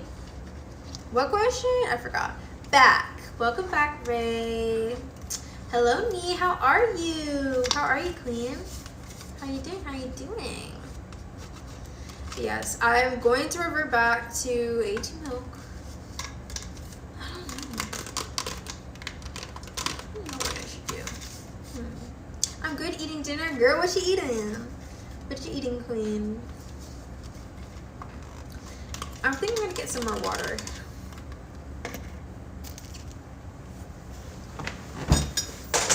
Oopsie.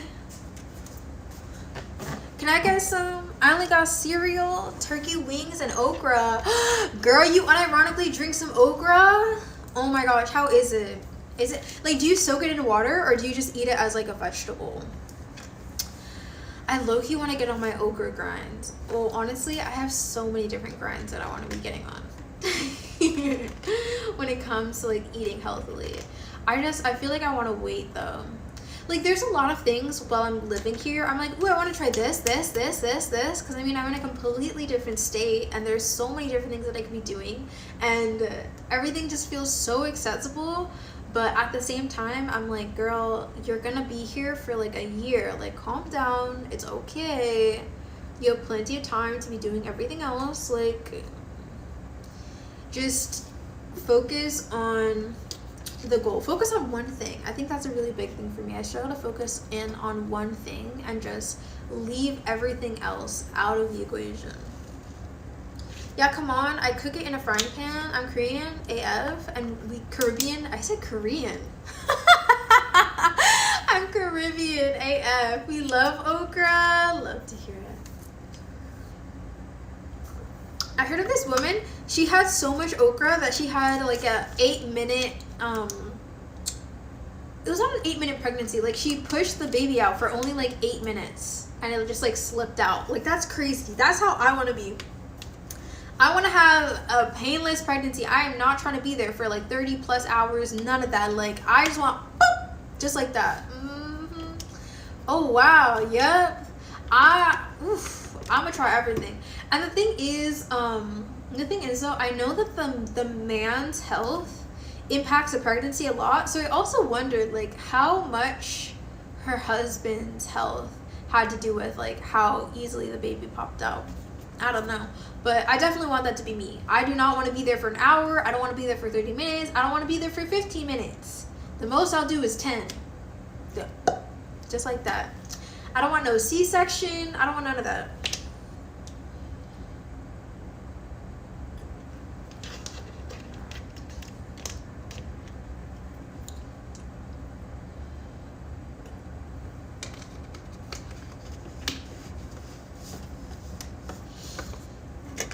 How many children do you guys want?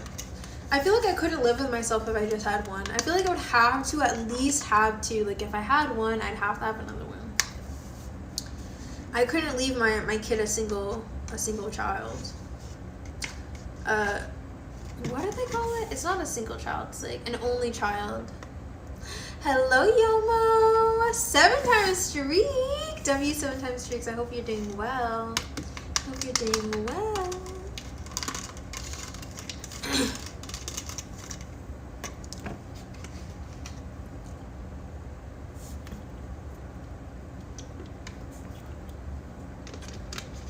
That's crazy. 15. Crazy, crazy, crazy. A couple people beat you by a little bit. Smart, Ray. But it's okay. It's okay. You'll get there. You'll get there eventually. Or not, unless they never lose their streaks. Thank you for the streak. I appreciate you. You'll catch up. You'll catch up to their stream streaks.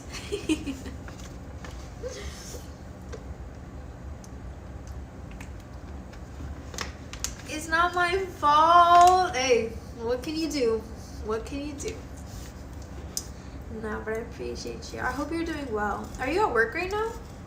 Yo, guys, randomly I'm just feeling so tired. Like a wave of like sleepiness just like went over me. No, you won't. That's how I read that. That's what that sounds like to me. That's how I imagined her saying it. Oh my goodness. Guys, I love being taken shopping. I love, like, yo, I don't know. Before being here, I just forgot my love for shopping. I really, really did. Like, I don't know. But I really, really do. It's literally like my love language, being taken shopping. Just so tea. See, these are things that I'm excited for when I have a husband. Can I take you shopping? Melody, I don't think you can afford to take me shopping. I don't think that's within the budget for you, Melody. I mean, we can have like a girls' day, like what? Me, Ray, you, and I, and we all go shopping and we all try things on. Be like, oh my god, look at this and this. We're all in the fitting room together. That would be cute. That would be cute. I'm not broke. See, but that's not the record. Like, you can't just like not be broke. Like, you gotta have a little some to be able to take me shopping, Melody. I'll carry your bags, to be honest. I have too much free time. Too much free time? I thought you were a busy man, yo mom.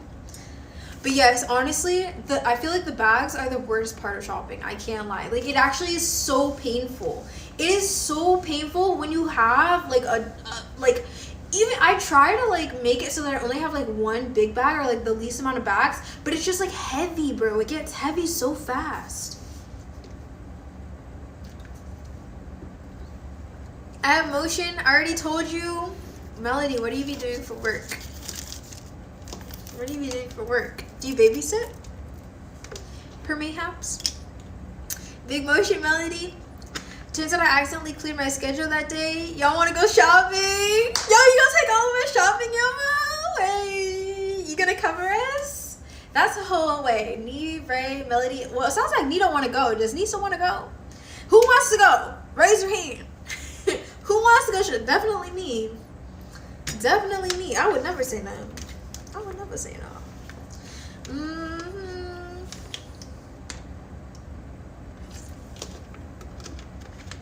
I'm first in line. First class. Honestly, genuinely. That was my first best decision.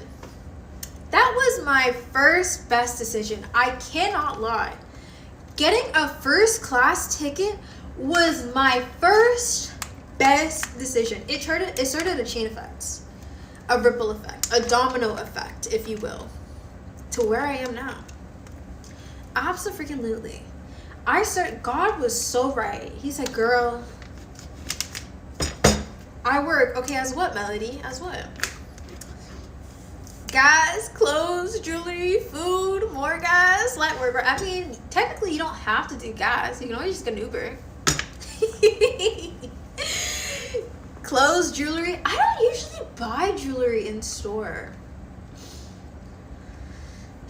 Like, I would go to like an actual jewelry store. Like, when I go shopping, no, I like malls though. I mean, sometimes malls do have the jewelry. I don't know. I just usually don't go through them. Like the only jewelry that I wear, like, is this. And it was a gift. It's real jewelry. Like, it's gold, it has my name on it, and has a diamond in the corner. I don't know. I don't really shop jewelry. So for me, it's just clothes. It's just clothes for me. It's clothes, some shoes. Oh, I will be in the shoe section. I'll be in the shoe section, the clothes section. Actually, I need winter clothes bad. I really don't know how bad it will get here. But I need those like sheer leggings. Yeah, I need those. The ones that'll like the faux transparent leggings. Like, they look like they're transparent, but they're not, and they're like fleece lined. Yes, those ones.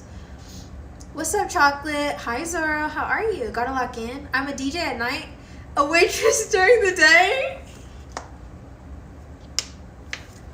Oh, okay, Melody. Wow. Yeah, you be hustling, girl. That's a hustle. That's a hustle right there. I would have never guessed you were a DJ. That's great. That's really cool, Melody. That's really, really cool.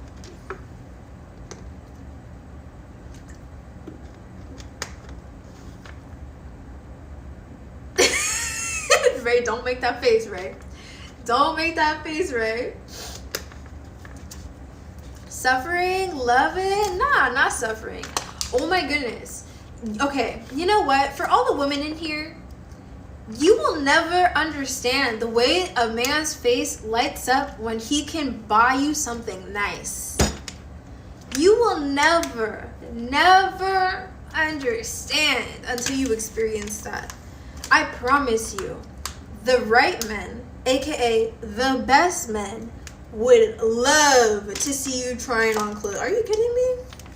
Would absolutely eat that up knowing that he bought you that.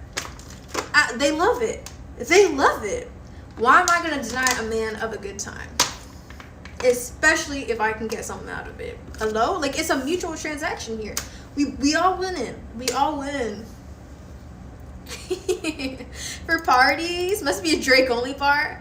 That's how I have a good music taste, unlike you. Oh, I'm sorry, Melody. I'm sorry you feel that way.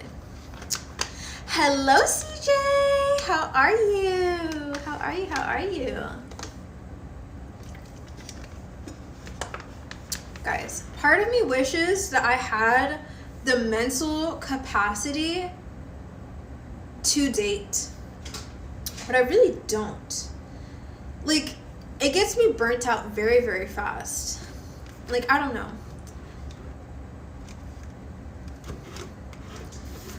I don't think it has anything to do with dating. I think it's just like social interactions. Like, social interactions just burn me out very, very fast. But it definitely is a fruitful endeavor. Definitely is a fruitful endeavor. And definitely, I love.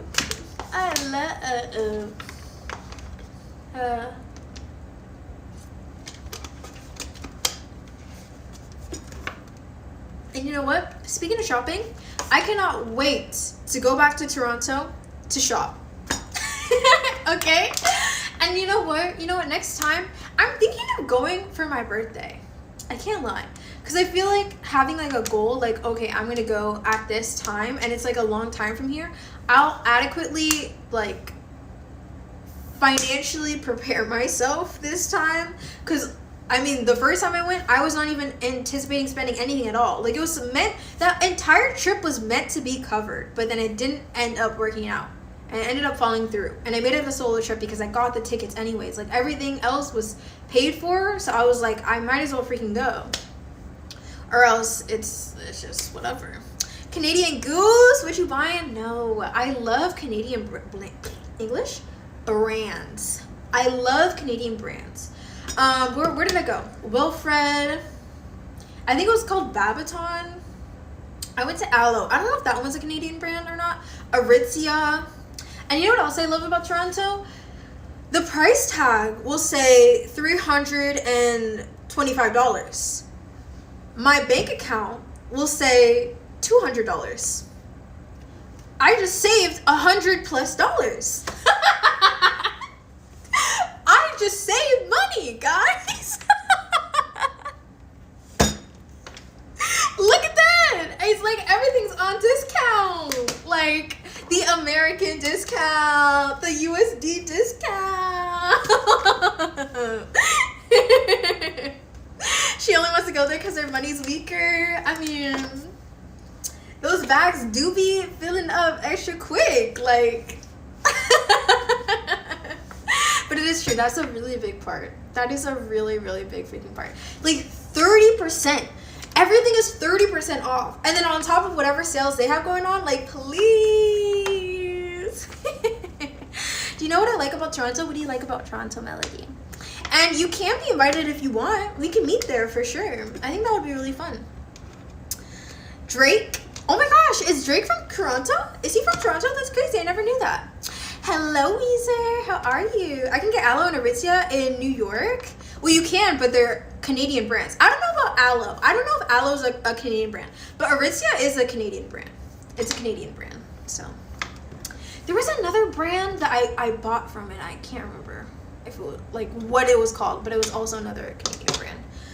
Do you know how to spell Toronto? Yes. And even if I didn't, Melody, you just spelled it out for me.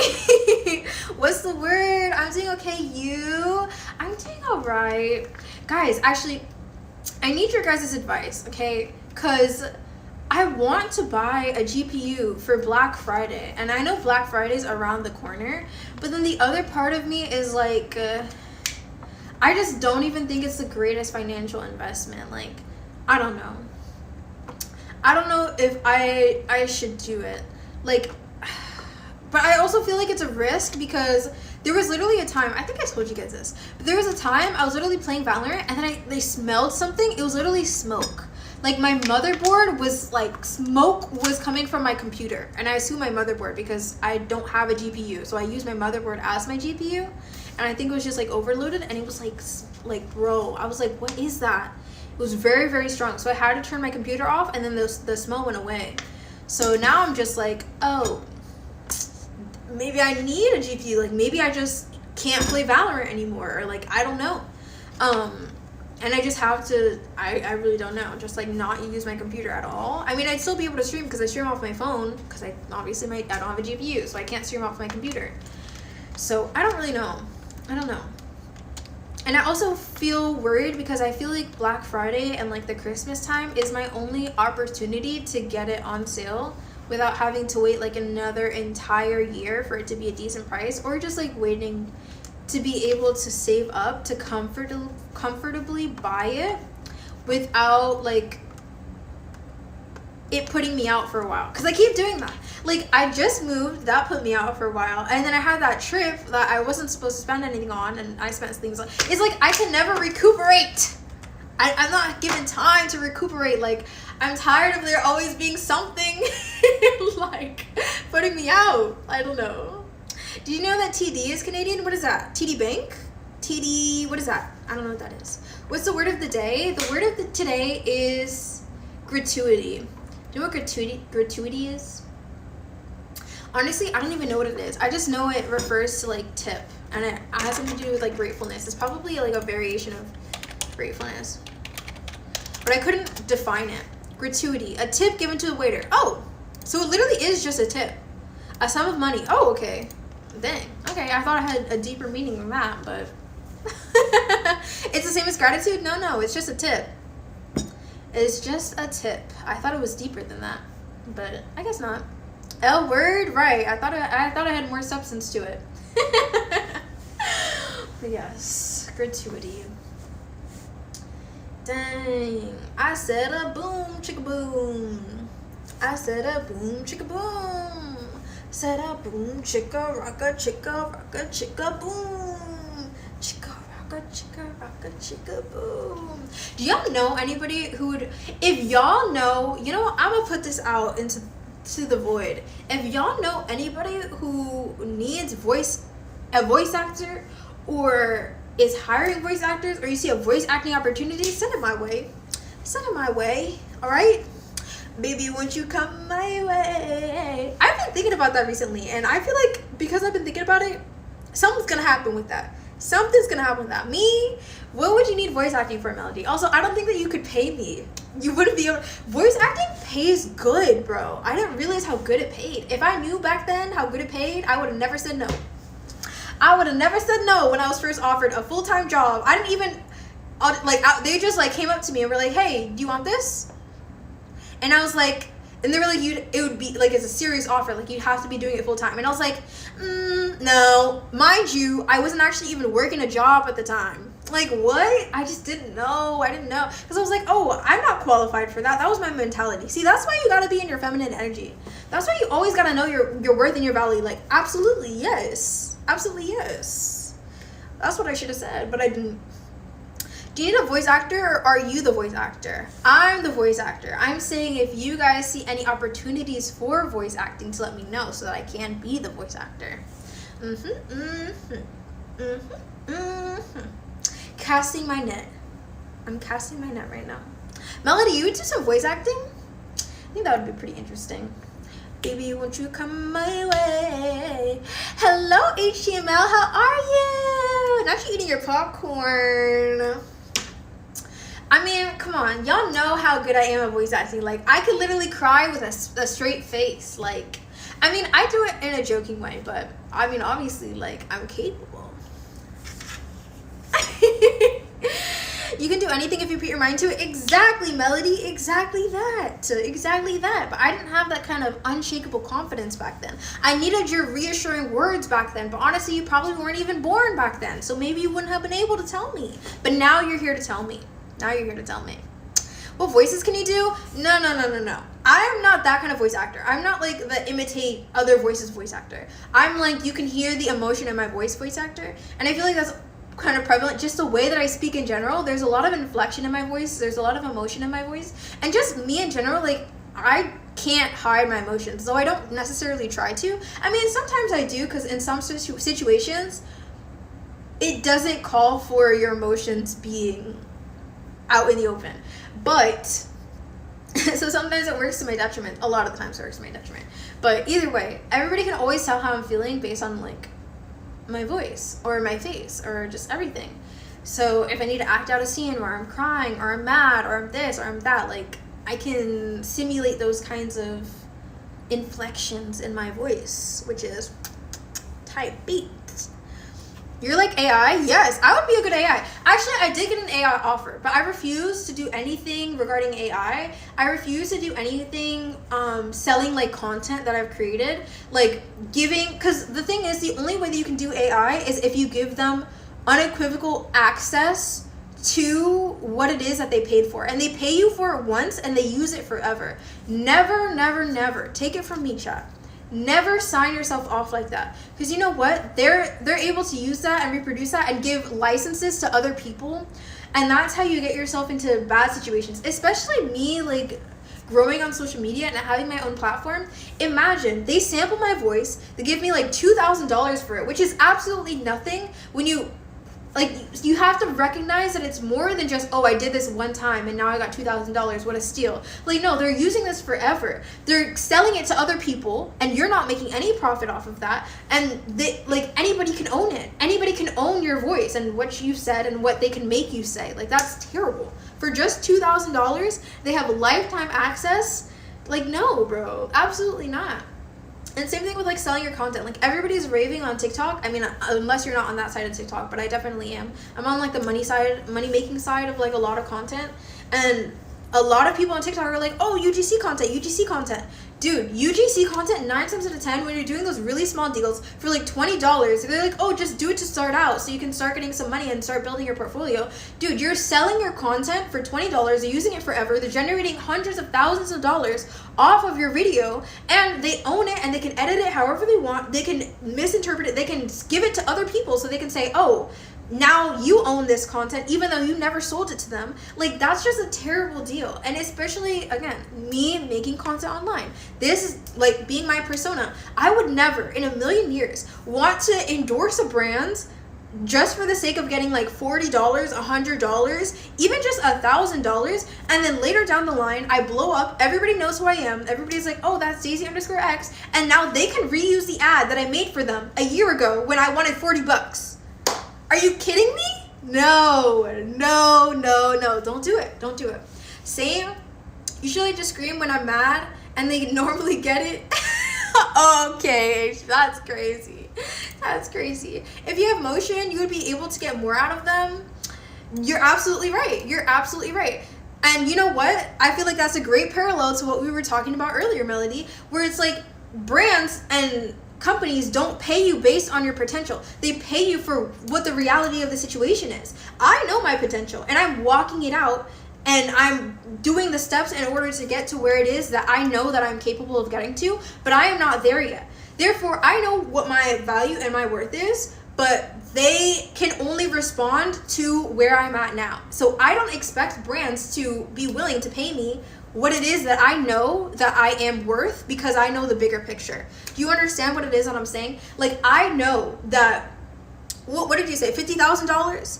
I know that there will be a point where a brand will pay me $50,000 to do a promotion of their stuff. But they can't see that now. That's not what it looks like now. Therefore, I'm not going to go up to brands and be like, oh, you need to pay me this amount, because I'm not right there now. Does that mean that it's not possible for me to get there? Absolutely not. I know that I'm going to get there, but I still don't expect them to respond to what's not the reality. So they will be lowballing me, and I only know that it's lowballing because I know the bigger picture, right?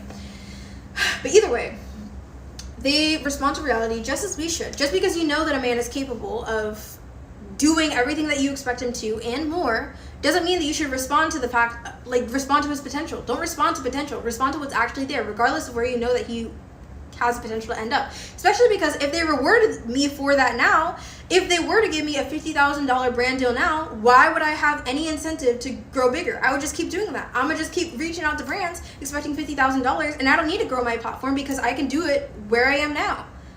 Like, huh? You know what I'm saying? You see how that works?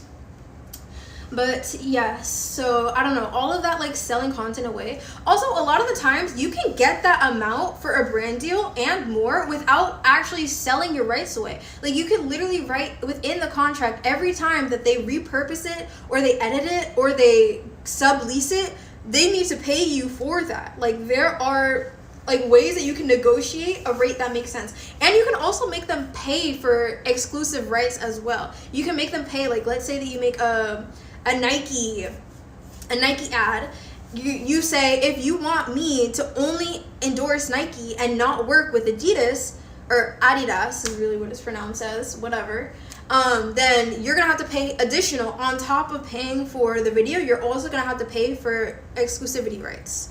Like, that's just how that is. Like, you have room for negotiation because everybody can see who you were. And I feel like that's also a testament to the fact that you should not allow other people's interpretation of the physical reality that you're in right now to determine your worth, because they don't see your potential, and you shouldn't fault them for that. Just because somebody treats you as if you're undeserving or you're nobody or whatever, that doesn't mean anything as long as you know who you are. Because if you know who you are, that is exactly who you will be. If you don't know who you are, or you allow other people to determine who you are, you will only ever be a reflection of who they think that you are. So it's like, if I was not so confident, like, I'm going to make it, I'll be big, I won't need to worry about a thing, I'm going to be a full-time streamer, then I would never become a full-time streamer. Why? Because if I don't think that I could ever be that, I wouldn't be taking the steps in order to be that. I would not be walking the walk because I don't even believe that it's possible. Like, why would I do that? That's a waste of time at that point, right? If I let everybody else's interpretation of, like, what's possible hold me back, then I just wouldn't even be where I'm at right now. Like, there are plenty of people who say that you can't even be full-time with the amount of view count that I have, with the amount of traction that I have, with a few people that know me, with the fact that I don't be posting on social media, constantly endorsing myself. Like, for a lot of people, the lifestyle that I'm living even now is impossible. That's not possible. You can't do what you're doing where you are. Well, I am doing what I am doing where I am. I'm saying because I know that that is a possibility. And honestly, that wasn't always the case. And I thank God and the people that God has placed in my life for the opportunity to even do this, because it's not by my might. It's not because I'm just this great, phenomenal person, I'm just better than everybody else and I do it better. No, it has nothing to do with me. It's quite literally just God and him putting all the pieces together, him forging me into the person who is capable of doing this, because that wasn't me. I did not pop out the womb being this type of person. I did not even start streaming again in November being this type of person, thinking that, yo, if you would have asked me in November if I would be here right now, I would have said, what are you talking about? That's not gonna happen. I'm saying, like, Adidas, Nike, God did, exactly. God did that. God did all of this. Like, are you kidding me? My entire personality is shaped off of who God has directed me to be. And you could argue, like, oh, well, isn't that you not being authentic to yourself? No, this is being the most authentic version of myself, because I am becoming who God has initially designed me to be.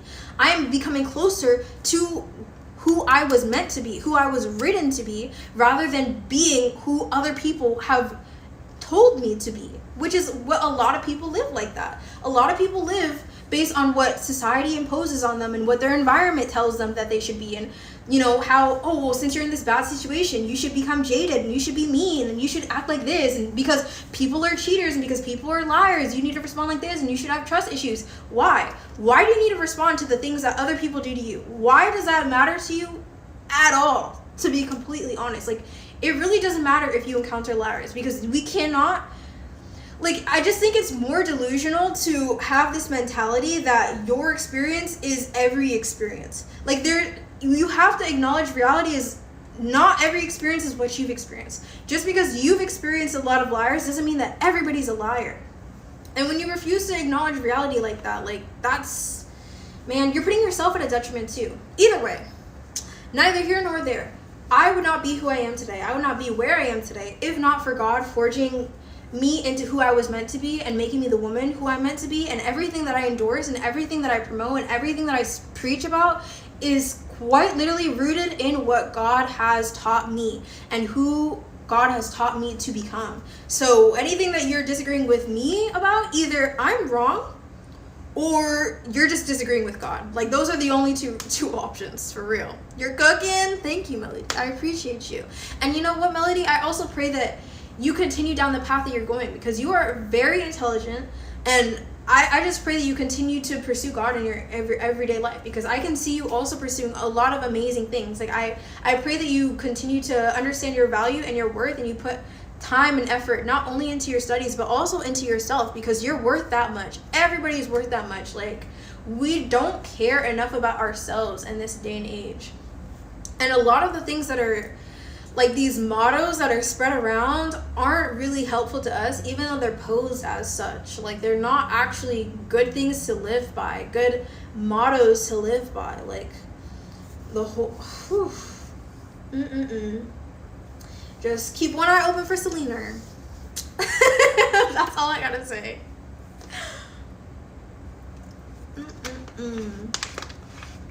Anyways, y'all all deserve love.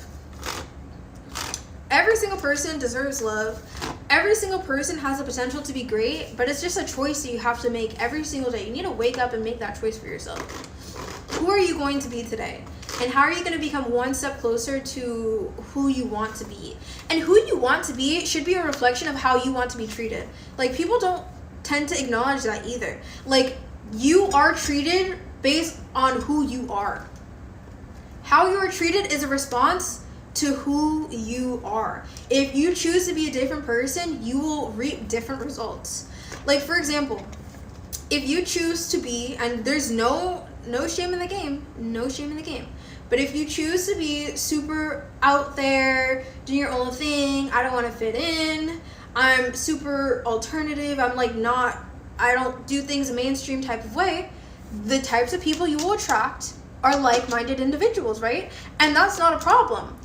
The problem lies in when you're doing that and you're showing yourself up as that, but then you want somebody's that's the opposite of who you're choosing to be. Like, you can't expect, and it's not to say that it's impossible, but you can't expect to get, you know, the average Joe stand-up guy, he does everything by the rules, like, you know, whatever. That guy, you can't expect that guy to be attracted to you as a person who does life the complete opposite way. Like, 9 times out of 10, you're not going to attract that type of guy. You know what I'm saying? And it goes beyond relationships. Like, it just goes for life in general. Like, the type of friends that you're around. Like, if you're participating in activities that are not conducive to a good way of life, you're probably going to attract a lot of people who don't lead a good life. That's it. If you're constantly going to bars, if you're constantly drinking, you're constantly smoking, you're doing all of these activities, doesn't mean that you're a bad person. Doesn't mean that there's a bunch of people who do that, or if you do that, you're instantly a bad person and everybody who does that is bad. No, that doesn't necessarily mean that that's the case. But that's the type of crowd that you're attracting. And you can't just hope that, you know, oh, well, there's a minority of people who are the exception to the rule, therefore I'm going to continue leading down this path. Like, it's just like self-inflicted at that point, you know? Like, you're hoping for the off chance, you're living for an off chance, a hope that something like a miracle is going to happen. Like, no, if you're leading a bad life, you're going to attract people who are doing the same. I'm saying, so it's just like everything that you do, who you decide to be reflects onto everything. And also the narrative that, oh, whatever you choose to think is who you are. Like, whatever comes natural to you is the most authentic to yourself. Like, that's just a bunch of baloney, to be honest. Like, you choose who you want to be every single day. Human nature is not good. Human nature is not, it's just not good. You know what I'm saying? Like, what comes natural to you doesn't necessarily mean that it's a good thing or something that will reap the results of what you want. You need to live your life and you need to represent yourself to get the results that you want, not to freaking feel self-fulfilled, because you will feel fulfilled when you get the results in your life that you want. That's my opinion for sure. What you taking a bite of? You are what you eat? Exactly, Melody. Exactly. It's like, if you lead your life based on the things that you want in return, you're going to have a lot happier and a lot more fulfilled of a life. Whereas people will, like, lead a terrible life with the excuse of, oh, self-fulfillment, and then they'll be depressed and, like, not unhappy with their life when they're literally living in a way that reaps that kind of result. If you're living in a way that reaps bad results or a bad life, then there's no amount of, like, excuses that you can make. Oh, well, it's just my form of self-expression. Oh, well, weed is not that bad for you. Oh, well, you know, a lot of people do this. Okay, you're not happy with the results that you're getting from the decisions that you're making every single day. Like, who's at fault for that? Other than you. Like, I can't rationalize with that. Like, it's really, really difficult for me. But honestly, maybe my problem is that I don't need to. Something else that I realized, everybody knows the truth. Deep down, Everyone knows the truth. It's just there are some people who've gaslit themselves to an extent where it's not at the top of their head, but deep down they know, and deep down they respond to the truth. So it's like, you don't need to like what I've said earlier. I say earlier, but like in different streams, I speak so much about like provider men. At the end of the day, you don't need to tell a man to be a provider. It is objectively, like biologically programmed within him. If you act in a certain way, like acting in a certain way, it makes it sound like it's like you're doing something in order to evoke that reaction. When in reality, it's like when you lead your life, okay, this is what I expect, and if you're not that, then I'm going to find what it is that I expect, or I'm just going to not entertain that. It's like the right man will do what it takes to be with you.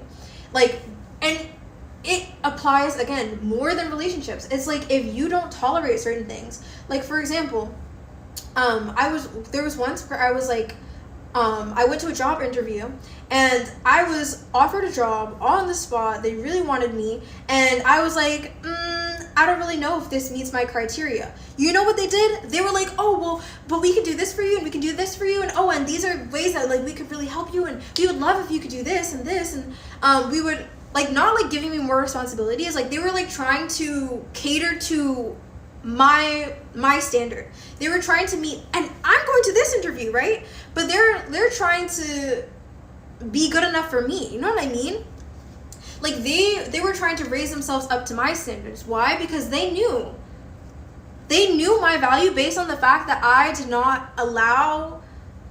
didn't just accept anything. Like when you have standards, people will raise to the standards. When you don't have standards, they have nothing to raise to. So they'll treat you with below the bare minimum because they don't need to. People will always meet you where your standards are at, and if they're not ready, or they don't want to, or they're settling for less, so be it. Let them go exploit somebody else. You know what I'm saying? It's like if they don't want to step up to the plate, leave them the frick alone. They're not ready for that. And a lot of the times, they'll come back around. They will come back around, and a lot of the times it's just a manipulative tactic in order to try to get you to see if your standards are unwavering. But if it's very obvious that your standards are up here, everyone wants to meet those standards. They because it reflects your like how you feel about yourself, bro. Like everybody wants to be around the confident woman. Everybody wants to feel validated by and accepted by the confident woman. The beautiful, confident woman who knows her value, knows her worth. That is the most attractive woman to a man. Everything else doesn't matter. I promise you. You take care of yourself and you have your standards right. A man will not care about anything else. You will be the only woman that he's looking at. Why? Because of your aura, bro. Your aura. Like when you have that aura, bro, there's nothing better than that, genuinely. And you can make a man feel his best when you are in that kind of energy. And it's like, bro, I just can't believe that it's taking me so long to even recognize that. Like, again, like it literally benefits everybody. It benefits everyone for you to have high standards for yourself. It benefits you because you don't have to deal with, bottom barrel. It benefits the people who are around because they're challenging themselves to do better. Like, bro, like make people impress you, dog. Make people impress you. Like, why do you need, like, you literally have a choice. Everybody has a choice. Either deal with the worst of the worst or deal with the best of the best. And that reflects financially as well. But it also, like, when I say have standards, that also means you have to have standards for yourself. Like, it applies all around, because you can't be doing half and expect to have results. Like, no, show up for yourself. And because you've shown up for yourself, it makes it a lot easier. That too. When you have standards for yourself and you show up for yourself every single day, it is so easy to see some man trying to, like, skimp you out and be like, absolutely not. I wake up every single day. I make sure that I look the best of the best. I do my makeup. I get my nails done. I do my hair. I put all this effort in. I work on my character. Like, hello? I work out. Like, you do so much for yourself. And it's like, oh, this guy can't even get me flowers? Ugh. Like, ugh. You can't even do what I do for myself? Ugh. Like, bro, it's just so... It's so simple. It's simple. I won't say that it's easy, but it's definitely simple. It's very straightforward. Life is not hard. Like, it's not hard in that sense. You know what I'm saying? Like, it's simple. It's not complicated. That's the word that I should use. Life is not complicated. It's actually very straightforward. They're begging. I mean, I guess you could argue that they're begging. But girl, it is honestly a good thing. I've noticed. Okay, I won't say that it's a good thing that they were begging. But I will say that it reflects well on you when you're constantly around people who are begging. That's like one of the changes that I experienced when you have your head on straight and you're showing up and you know your value. You'll notice that a lot more. Like begging always, because they grovel at your feet. Like I can't make this up, bro. They be groveling. And it's an indication you're doing something right. Now, for the people who are doing the groveling, like for them, I'm not too sure that that's a green flag. I'll give you that. I'm not too sure on their part if that's a green flag. And not everybody grovels, but that is a sign. That is a sign you're on the right path. That means you attract beggars? Not necessarily. Actually, when you know your worth and you know your value, you end up attracting everyone, which is... It's just one of those things. But at the end of the day, it doesn't really matter. Because, like, for example, Melody, I talk to you a lot about, like, what standards that I have, whatever. And honestly, like, the way that a man's psychology works as well. Like, if a man hears my standards, let's say a man likes me, he hears my standards, the first thing that he will do is attempt to become that man, regardless of where he is. He will try to adhere to whatever standards it is that I say that I have. And this goes for any woman that a man is attracted to. If he's actually attracted to her and he is under the impression that she knows her value and her worth, which it is her job to uphold that narrative, not meaning that it's not true, but you know that it is true, whatever. It's her job to uphold those standards. Either way, he will raise to the occasion. So it's not about like everybody, because we can't change our environment, but we can change what we accept. And that's really the bottom line of everything that I'm talking about. When you raise your standards, you don't need to entertain anything below those standards anymore. You don't need to do that. They will still be there, like they still exist. It's not like, oh, poof, they're gone. Like, no, they're still there. They'll still try to test you, some of them know, most of them know not to. So a lot of the times they won't even bother trying to approach you. But some of them will still try their luck. Or some of them will be close to meeting your standards, but they don't completely meet your standards. But they still exist. You know what I'm saying? Like, and also, something else that I'm like learning now is like, some people, like discernment, right? Some people can tell from far away, like, okay, this is this type of person. Other people, not so much. Other people are not really, they don't have any discernment. So it's like, just because somebody approaches you and they cannot pick up the fact that you have X, Y, and Z standards does not necessarily have to reflect on you. I do think if it's a reoccurring pattern and like let's say that you only ever attract men who are always like begging and you know they always trying to undermine you and whatever, sure, yes. But when you attract mostly one and then occasionally some of the other, that don't really mean much, because it's always going to be the case. Like, a man will always try to lowball you. Even the good men. Even good men will always try to go the path of least resistance. And honestly, a lot of women can tend to get bitter about that fact. But for me personally, I don't mind it. I don't mind being tested by a man. Because at the end of the day, I know who I am and I allow what I allow. And a man can only do what I allow. So it doesn't really matter if he's trying to see, oh, well, maybe I can get away with this. No. Like, I'm not okay with that. Guess what? He's not gonna do it again. You know what I'm saying? Like, we set the tone, and if we're setting the tone for it to be the path of least resistance, who can you blame other than yourself? You're the one who allowed access to, you know, your valuable assets, like in all regards, not just sex, also just like your energy, your time, whatever it is, romantic progressions, whatever. Sunshine, have you eaten today? I haven't had stuff to do. Thank you for asking. Yeah, for real. Lou, you gotta get on that. Like, man, you know, I have a question for you, and I don't think that you're gonna answer, but is there a chance that you don't eat as much because of, like, financial stress? Like, do financial stressors contribute to your lack of eating? So I feel like that would explain a lot.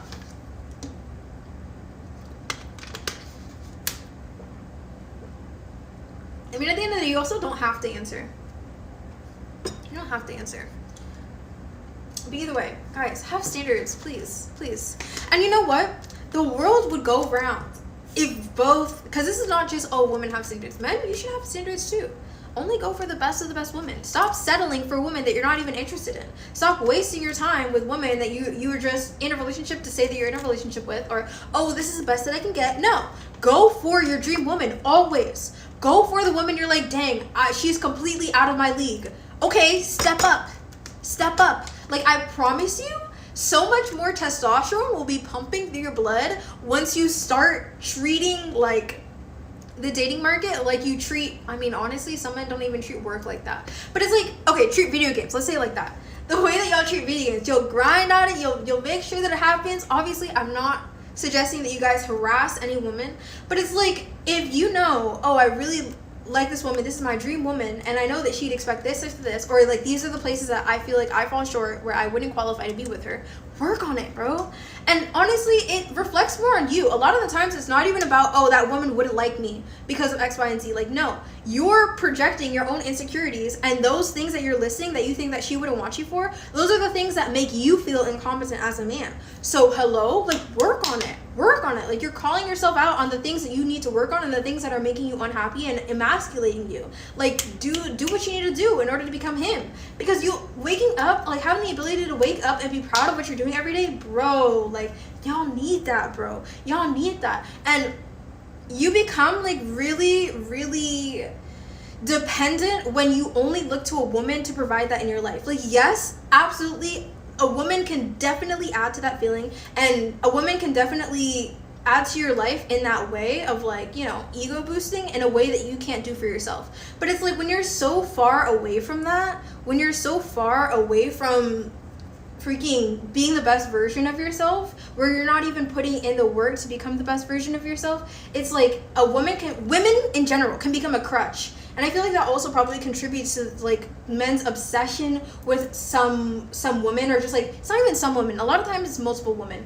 It's like you need to constantly be looking at a different woman or a different body type or something different, like, all the time. Like, that kind of, like, porn addiction mentality where it's like you always need something different and you're always looking to women for happiness. It's like, you're more than that. You know what I mean? Like, you're not an animal, you're not a beast, and you don't need to just respond to, like, your animalistic tendencies. Like, you're a lot more than that, and you can be so much more than that. And if you guys just appreciated yourself and everything that you do for yourself, bro, it would make a world of a difference, and the types of relationships that you'd be in after that point would be so much better. Like, I promise you, you will be looking at that woman like, wow, I never knew a woman like you could even exist, bro, or would even be with me, bro. It's like, it's amazing. It's amazing. Literally, don't even ask me. Ask the men who live it. Ask the men who tell me they're successful. Ask the men who be posting about how much they adore their wife and how much their wife does for them. Why? Because they're confident in their masculinity and they show up for themselves. You know, it was just half the battle. Hell no. Yeah, Melody, that's your favorite word. That's your favorite word, Melody. Oh my goodness. It's been only 2 hours, guys. It's getting hot in here. It's getting really hot in here. Oh my gosh. It's getting hot in here. Let me stop. I literally rolled up my sleeves too. Look at that. Is it red? It's literally red. Oh, maybe it's not red. I don't know. My skin gets very transparent. Or it is very transparent, I should say. I don't know. I kind of don't want to turn off the AC because I feel like once I turn it off, it's going to get really cold. Chat, what should I... You know what? I'll turn off the fan. I'm going to turn off the fan.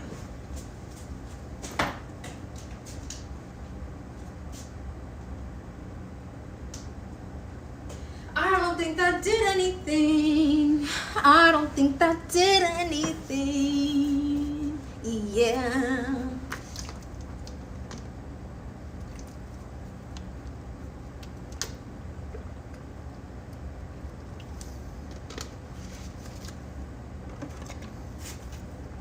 Chat, never skimp out on your boundaries, please.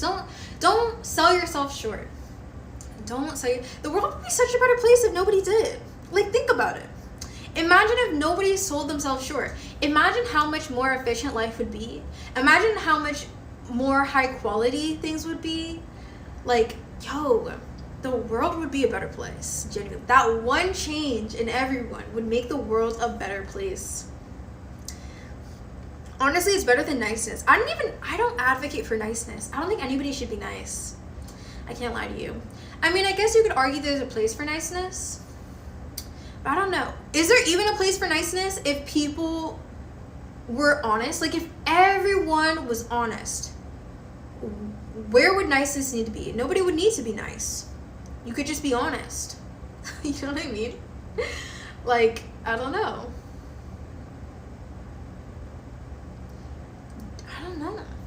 I don't know about that. You don't know about what? I did say multiple things there. I don't know which one you're referring to. Being, like, I don't think that people should be nice, or that you don't think that everybody having high standards would positively impact the world. You can be kind. Even Jesus wasn't nice. Jesus was not nice. Jesus kept it a buck.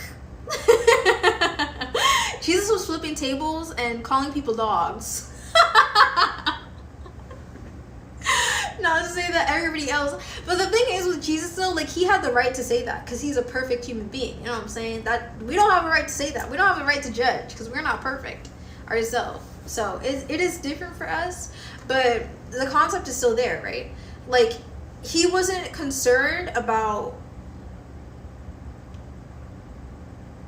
making sure that people feel the best that they can. And it's not that he was concerned, like, he was attempting to tear people down, but he was more concerned about communicating the truth. And I think that that's something that I definitely do well. However, there are, like, limits, and there's still, like, verses like, you attract more bees with honey than vinegar. I mean, and it's like, you still can communicate the truth in a better way. Though, of course, Jesus does know the difference as to when somebody needs to be clocked on their tea. Clock their tea, bro. It's not going to be communicated to them in any other way than just the blunt, honest truth. But a lot of the times, especially, like, because I'm not speaking to one person. Like, when I talk to you guys on live, like, I'm not talking to just one person. I'm talking to a bunch of people. So I feel like, if anything, that warrants me not being blunt and direct. Especially because there are some times where I will be attempting to call out one type of person, but then other people feel like they caught us stray because they're like, oh, well, does that apply to me? Does he think this about me? And it's like, okay, there could be some truth or some relevancy to what it is that I'm referring to in your life, but you're still not that type of person. You're still not that type of man. You're still not that type of woman. You know what I mean? It's just different. Like, you do have overlapping qualities, but that's still not you. Like, your attitude is not like that. Your mentality is not like that. Like, you're not who I'm talking to when I say these types of things. So I just think it is really important for me to learn how to adequately communicate in a way that's not singling people out, that's not making people feel offended. I don't know, offended is not the right word, because sometimes, a lot of the times, people will be offended for the sake of somebody disagreeing with you. Like, some people cannot stand you having an opinion outside of their own. So it's not really about offensiveness, but it's just about, like, is what it is that I'm saying productive? Is it constructive? That as well. Like, is there something that they can actually do with what I'm saying, or is it just an insult? Because I feel like that's what differentiates an insult versus constructive criticism. Like, can you even do anything with what I said if I say, oh my gosh? That's why I don't like the word stupid. I don't like insulting somebody's intelligence, because how is that constructive? Like, it just doesn't do anything other than make them feel bad. Like, it's just not, no. Like, you could say so many other things. Like, even ignorance is less of an insult than calling somebody stupid. Because ignorance is referring to whatever it is that they're, I mean, sometimes people want to call people ignorant overall. But, you know, being kind is bad. Girl, being kind is good. Being kind is, okay, being nice is saying what somebody else wants to hear. Being kind is being considerate of what may be going unsaid, or what has been said, or what somebody would want. Like, it goes beyond saying something that sounds good. Somebody who's being nice, like, because Mean Girls can be nice. It's called nice nasty. It's like, they'll be like, oh my gosh, like Regina George, oh my gosh, I love that skirt. And then after the girl's gone, that's the ugliest effing skirt I've ever seen. It's like, were you nice to her? Absolutely. You said something very nice, but it wasn't kind. That wasn't a very kind thing to do. To talk behind her back, to lie to her face. Like, niceness is just a front, honestly. And I also think that if you're a nice person, and it doesn't go said a lot, but like, that's also just manipulative. Like, it's very manipulative to be nice. Even if you're doing it like, oh, I want to be really nice so they can like me. That's manipulative. You're trying to incite a certain response out of them by putting a front up. Like, oh, well, if I say this, this, and this, then they're going to interpret me like this, or they're going to respond like this, or they're going to do this. Like, you're trying to puppet the situation or puppet their response or, like, make them perceive you in a certain light. Like, it's just not, there's nothing good that comes out of that. It's people pleasy, being people pleasy. You're talking about me? Maybe I am, Melody. I don't know. If the shoe fits, I don't know you like that. I don't know you like that, girl. That too. Sometimes people will be like, oh, you were talking about me. Like, I don't know you like that, bro. I'll just be yapping. Like, I don't know. I feel like it's really obvious when I'm talking about somebody, because I'll be like, oh, I'm not going to say who this is. That too. Like, I don't have a problem with people knowing situations, but I don't like when people know who it is that I'm talking about, because I'm not in the business of trying to facilitate how other people feel about people. Like, for example, let's say that I had a negative experience with a viewer, okay? Let's say I have a negative experience with a viewer and they're really rude and I had to ban them, okay? I'm not gonna go talk to another Twitch streamer and tell them, oh my gosh, this viewer, user 123, oh my gosh, they went to my stream and they did this, this, and this, and this, and this, and I really hate them. And the streamer would be like, oh my gosh, that's so terrible. I'm gonna make sure I ban them too. Like, I wouldn't want to do that. I would be like, I would be willing to tell them the situation, like, oh my gosh, I literally had this, like, user, like, this random viewer just, like, came into my stream and did all this crazy stuff. It was crazy.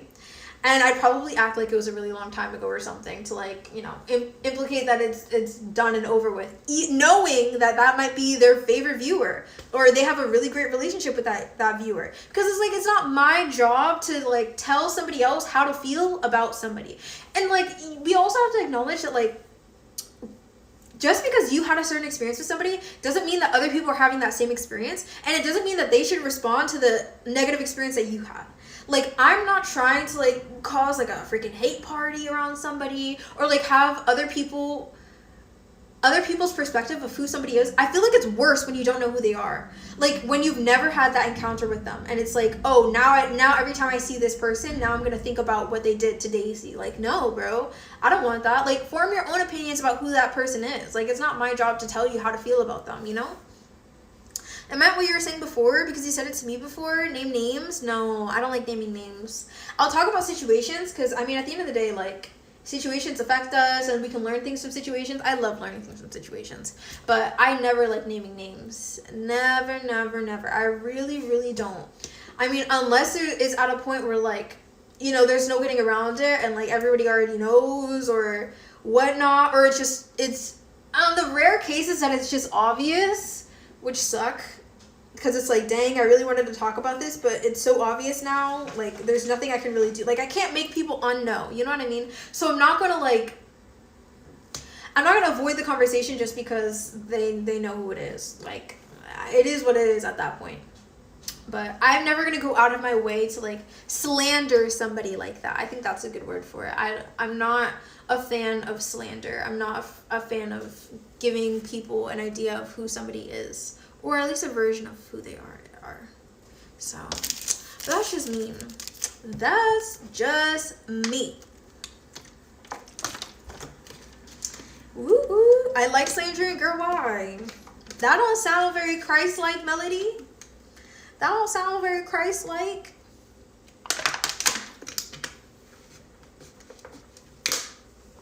Chat, my skin is so shiny today.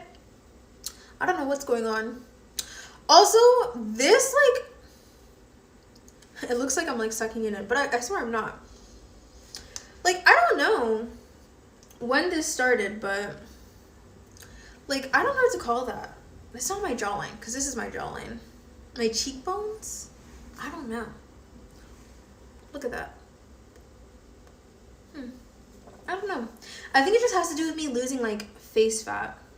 Also probably mewing. I have to like teach myself mewing because I would push my tongue against my teeth.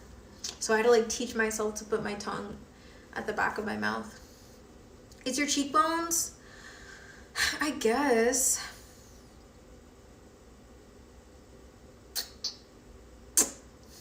In the back of my mind.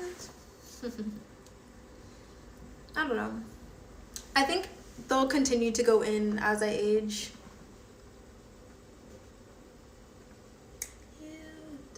Your spot is gone? What spot? What spot? My spot in line? Or do you mean like my pimple? I had a pimple right here. But I did cover it up. I'm wearing makeup right now. Even though I'm sure some people can't tell. The pimple? Yeah, my little pimple. It's right here. Look.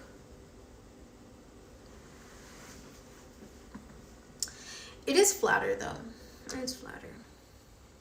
I really don't care about acne. I feel like acne doesn't even like affect your appearance that much. Like, I don't know. I can't wrap my mind around people who be like, ew, she has acne. Ew, he has acne. Oh my gosh. I'll never forget when I was in, it was high school.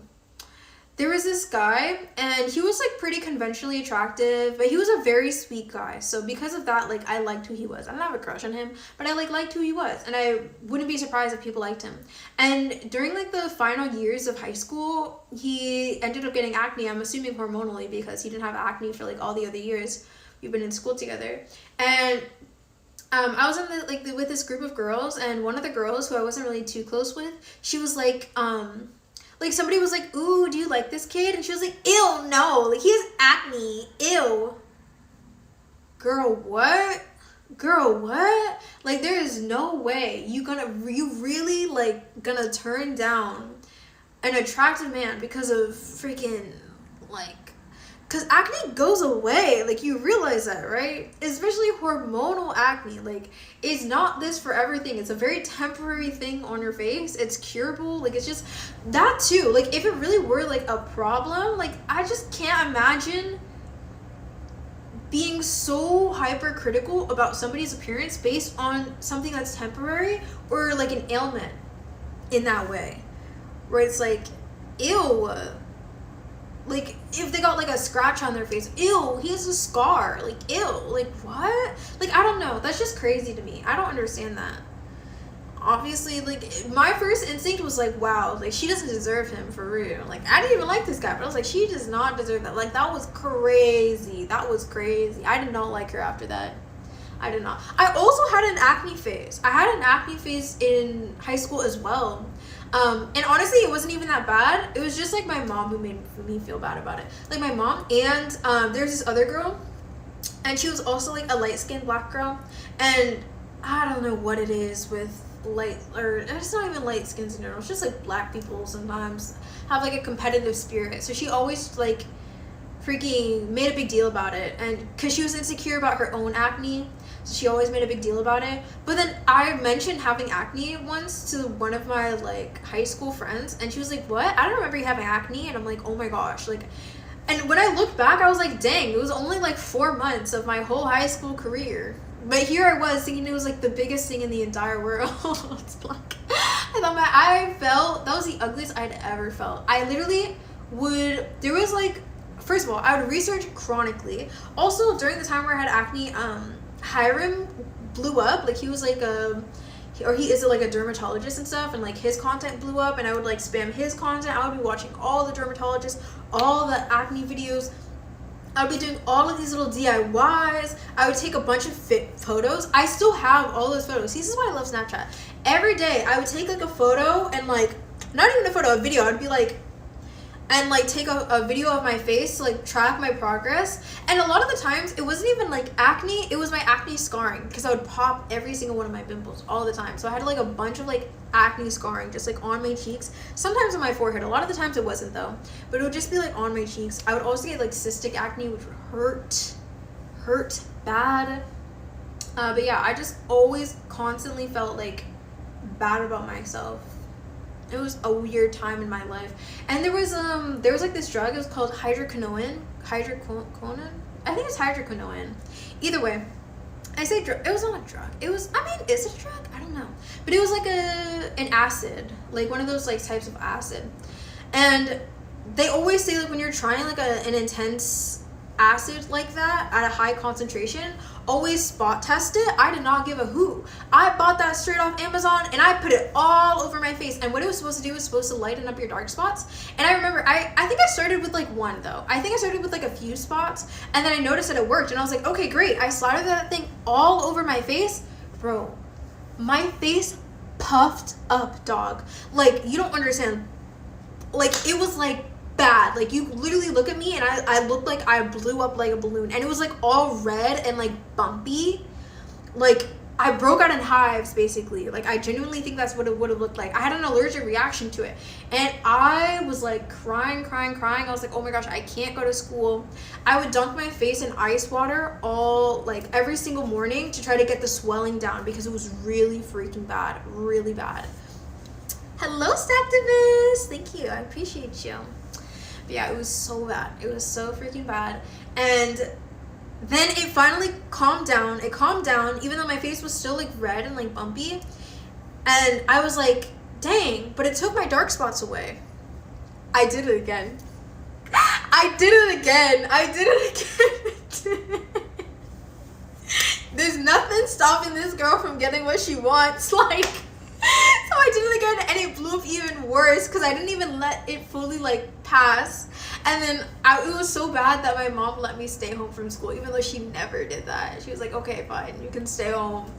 And I ended up still having to go to school, but it was a little bit swollen, and I was so self-conscious because I knew everybody definitely noticed. But I was like, I'm just gonna, like, nobody said anything obviously, but I was just like, I'm gonna keep my head down and just get through the freaking day, like whatever. And eventually calmed down, and I didn't use it again, even though I was really upset and I wanted to.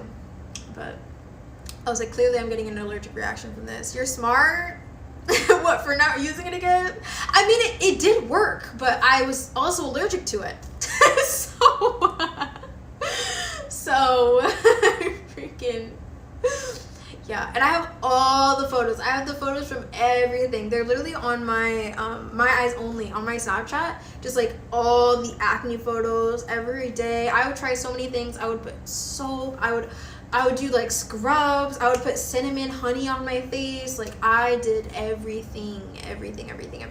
I would mash up Advil pills to put it on my face too, and like let it dry. I would do my little DIY glue masks. Like, I was when I wanted some, I get it. But turns out, surprise, it was hormonal acne, and it just went away on its own. I mean, of course I learned how to take care of my skin, which was great, but I think even if I didn't do anything, it would have gone away. Also, it wasn't even that bad.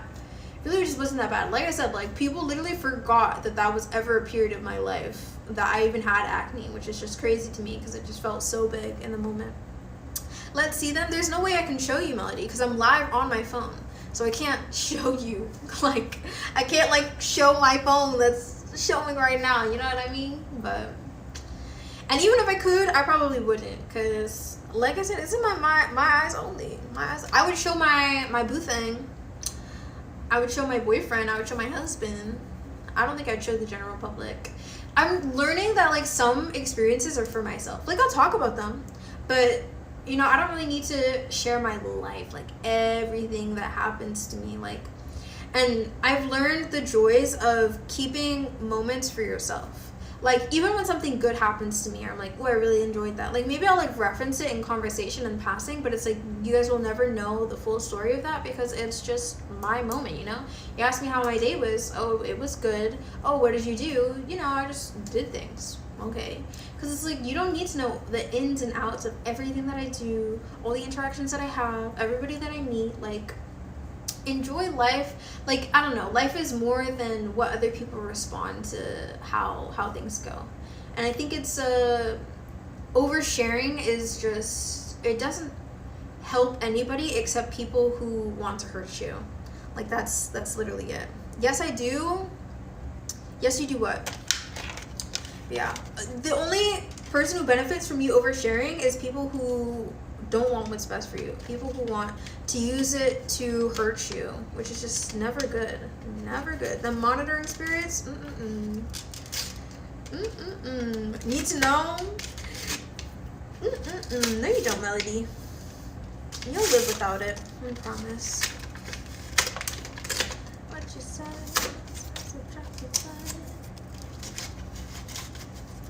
Oh my goodness, guys, we have 10 minutes and then we reached the 3-hour mark. Woo woo!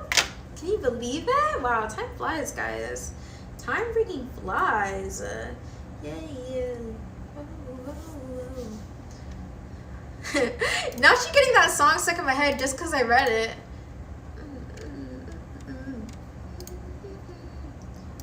I don't know what it's like. Good song.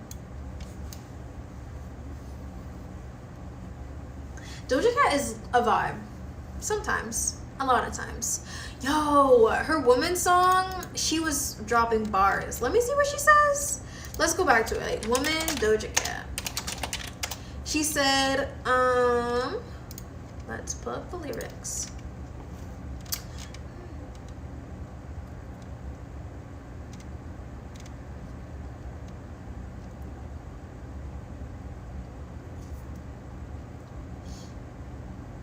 Gotta face a lot of people of the opposite. Cause the world told me we ain't got the common sense. Gotta prove it to myself that I'm on top of things.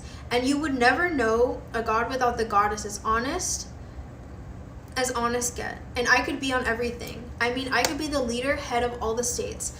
I could smile and jiggle it till his pocket's empty. And I could be the CEO. Just look at Robin Fenty. And I'ma be there for you cause you're on my team, girl. Don't ever think you ain't hella these boys' dream, girl. They wanna pit us against each other when we succeeding for no reason. They wanna see us end up like we Regina on Mean Girls. Princess or queen, tomboy or king. You've heard a lot you've never seen. Define feminine, I'm feminine. Like, yo, she's just dropping bars here. It's true. It's true. Doja Cat is evil. I mean, you're entitled to your opinion, but I disagree. I think Doja Cat is just a human being like the rest of us. You know what I mean? That's what a lot of people are. Even if they are your definition of evil. Like, even if they are a witch, even if they do cast spells, even if they are freaking manifesting, doing their crystals, their tarot cards, going to mediums, doing Ouija boards, speaking to entities they should not be speaking to, like, you can consider all of those things evil. And, you know, I can't disagree that the practices are evil, but I don't know if I would consider the people evil. Because if they're evil for doing those things, then everybody's evil for everything that they've ever done wrong. You know what I mean? You're evil for being a liar. You're evil for being a sinner in general, like doing anything against God's will. And I just don't see a point in demonizing people, even if they do worship the devil. Like, they're surprise, surprise, there are good people who worship the devil. Surprise, surprise. And a lot of the times, because people don't understand, because people have like this like media trained idea of who the devil is. Yo, Khaled with the raid, the 5 milli. Thank you so much for the 5 milli, Khaled. How are you doing? How are you? How are you? Thank you for the 5 milli. How was your stream, bro? How was your stream? I'm really out here talking about the devil. Actually, I think Khaled has a lot of information on the devil, actually.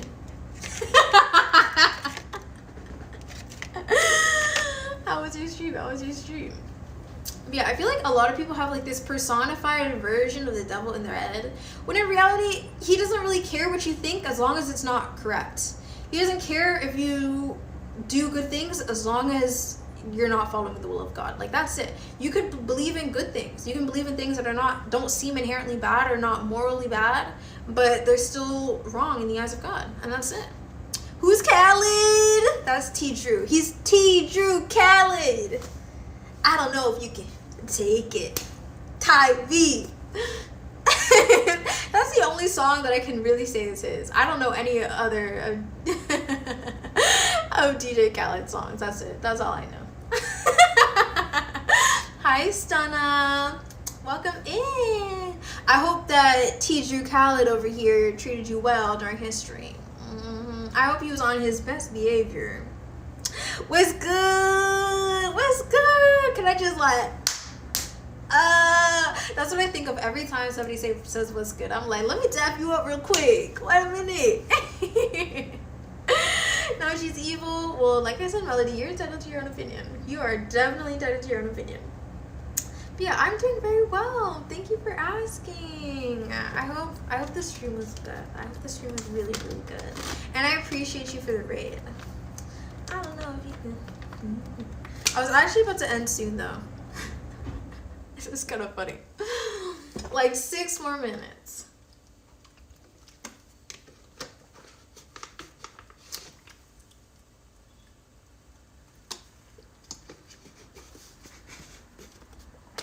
I think I'm gonna leave this and I'm gonna make some butter. I'm gonna make some butter with this because I know I've needed butter, but I don't have like a butter churner, so I literally just use this. Just shake it, shake it, shake it. Have you guys ever made homemade butter? It's actually so, okay, I don't know if fun is a word. It's actually a pretty gruesome experience every time that I try to make butter.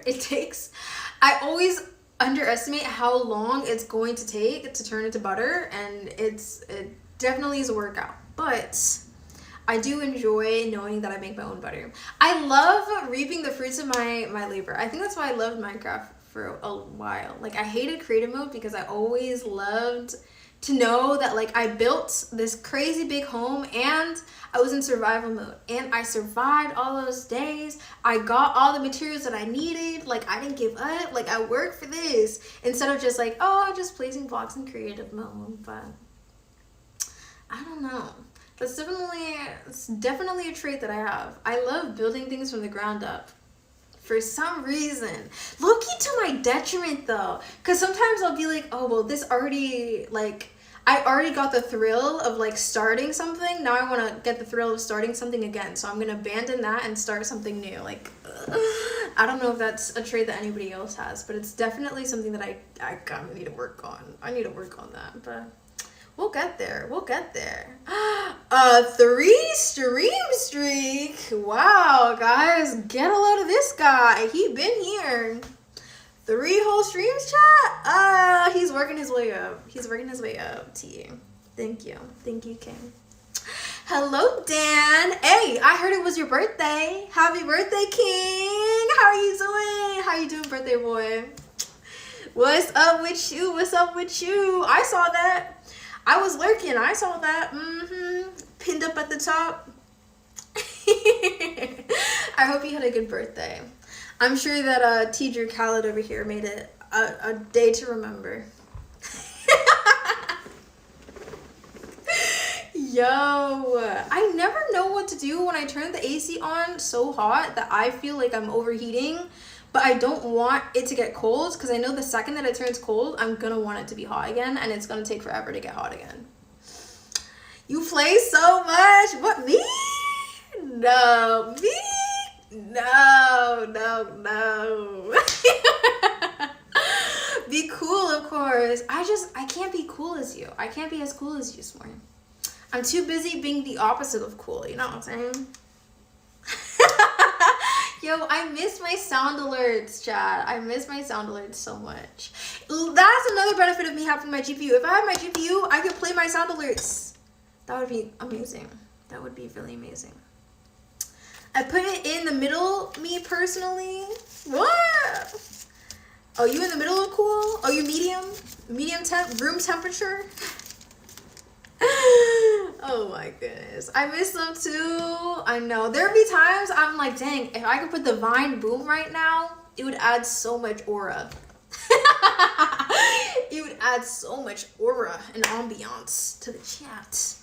Yeah, definitely mid-temp. Okay. Okay. Well, I hope you guys are feeling nice and settled in because I'm about to send you guys off. I'm about to send you all somewhere else. Potentially. Oh, look. See, this kid's out here playing Val. Thank you for the beanies. No, you not. Oh, look, he really trying to. He's really trying to do some. No. Yeah, Melody, where's your biddies, huh? What did I even say last time? I said that it was going to be half of what I did the first time.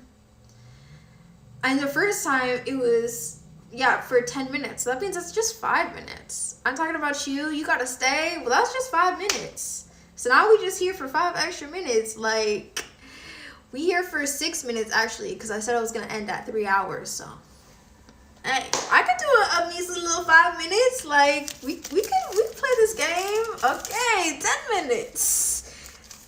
15 minutes. 16 now. What's about, 15 and a half minutes. But I could do 15 minutes. So how's everybody's day? Oh my goodness. I don't know how I'm going to get anywhere once it starts snowing. 31 minutes. No, girl. That's a whole 15 minutes. Or 16, I guess. 16 and 20 seconds. I don't know if you can. Bro, I don't know how I'm going to get anywhere once it starts snowing. And I don't know if what I have is good enough for the snow. Especially because people keep saying, like, it's so much worse in New York. It's so much worse in New York. Like, you're not ready for it. Like, I don't know. Where am I? I'm north, right? Yeah, being up north, like, apparently the snow is just the worst of the worst. As bad as it can get. How bad can I be? I'm just doing what comes naturally. How bad can I be? Have y'all heard the original version of that song? I can't lie, it was bussin', bro. Let me see this. How bad can I be original? How bad can I be full song? No, I want the. It was like talking about like, oh my gosh. Sorry, I was buffering for a little bit. It was talking about consumerism. Wait, old version. How bad can it be? But it's with the original from 1972. Really? Is that how it was? I thought they cut this song out. I didn't know that they even had a version where it played. Yo, how is the Lorax this old? Oh my gosh, the Lorax does not feel this old. 1972? Do you guys think that we turned out how the Lorax predicted? I feel like, I mean, I guess so. But I just don't think it's as bad as it was depicted. I feel like that's just a recurring pattern, though. Like, I feel like everybody's like, oh my gosh, we're going to be controlled by robots and life is going to be so weird and there's going to be flying cars. And then when it actually happens, it's really, like, down to earth, very normal, standard, not crazy. The world isn't ending. Like, sure, we do chop down some trees, but we also plant some. So it's like, I don't know. It's just not as bad as it was displayed in the movies. Honestly, what are you over here lying to the people about today? Yo, I just be yapping nowadays, Khaled. Khaled, I'm just trying to become more... What is even the word? It's not even... Okay, I feel like less applies more here. Okay, I'm trying to have less unwarranted opinions. Like, if somebody asks me, yes, I will say what I believe. But at the same time, it's like, if it's not encouraging or uplifting, there's no reason for me to be saying it. You know what I mean? So it's like, I'm trying to stick more to constructive criticism and things that enhance people's personalities and encourage them towards something better. So, yes, I still kind of talk about the same things that I always have. And I mean, I'm still in a transitionary period when it comes to that because I made that decision recently. But, I'm trying to avoid clocking people's tea. That too. I'm trying to avoid clogging people's tea. I'm trying to say things, reframe things in a more positive light. Especially just because, in general, like, men and everybody, but especially men, when it comes from the mouth of a woman, are a lot more receptive to encouragement and positivity than, you know, just tearing them down and like calling out everything that's wrong with them. Like nobody wants that. Nobody wants to hear that all the time. And really, that's not even my, like, that's not my intention when I say these things, because at the end of the day, nobody in particular is in mind. But if you are the person who that situation applies to, or you're under the assumption that you are, then you do feel like you're being torn down. You know what I mean? And it's like, for me, I'm just like, oh, this is just the truth, I'm just yapping it. But for them, it's like, oh, she's really out here saying all of this stuff about me and da-da-da-da, and this, that, and the third. So I'm just focused on reframing a lot of things. Also in my own life too. Because like the same situations can be interpreted differently. Like rather than being upset that people constantly want to be around me, like I try to remind myself, like, this person enjoys your presence. This person enjoys your company. This person enjoys spending time with you. You know what I mean? So like respond out of that energy, not out of like, oh, they're just trying to like exploit me and they're trying to take up all my time and they feel entitled to my time.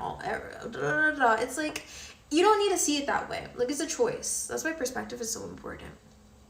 But there's no lies around here. You already know that. You already know that's the deal, Khaled. You know I don't be speaking a singular lie. That's your lane. See, I'm already failing at what I was just saying. You know, that's just not really something that that's not my strong suit. So, I'll leave that to the professionals.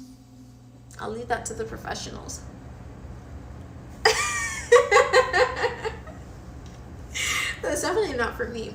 Like, there was literally a point in time, well, first of all, any time that I say something that's obviously not true, I'm always saying it as a joke and or sarcasm, and I always make sure it's very obvious that I am not meaning what it is that I say. But there definitely are some people who have been like, it's so obvious, like, you're not a good liar. It's so obvious you're not telling the truth. It's like, do you not recognize that I'm intentionally playing up what it is that I'm saying so that it's clear that I don't mean what I say, because I don't actually want to tear anybody down?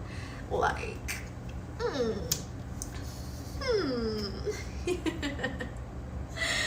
I don't know. Some people be very, very interesting. But life is good. And I want everybody else to see it from that perspective. Ideally, of course. At the end of the day, I can't really control how people interpret what it is that I'm saying. And maybe even at times where I am attempting to be encouraging, or I am saying something that can be interpreted in an encouraging light, sometimes they don't want to hear it like that. You know, they just hear everything that's going wrong, even though that's not what it is that I'm saying. But I still think that it's important, and the whole reason why I even talk about the things that I talk about and do the things that I do and why I'm even streaming at all are for the small exception. So technically I operate off of the exception as well, even though I advocate against doing that to your day-to-day life. But I mean, at the end of the day, like, I'm not rewarded due to, like, my livelihood is not affected whether or not people respond to what it is that I'm saying. Like, it's just helping you guys, it's not helping me, so it's different. Sorry, those are like a bunch of incomplete thoughts. Incomplete for you guys, not for me. Anyways.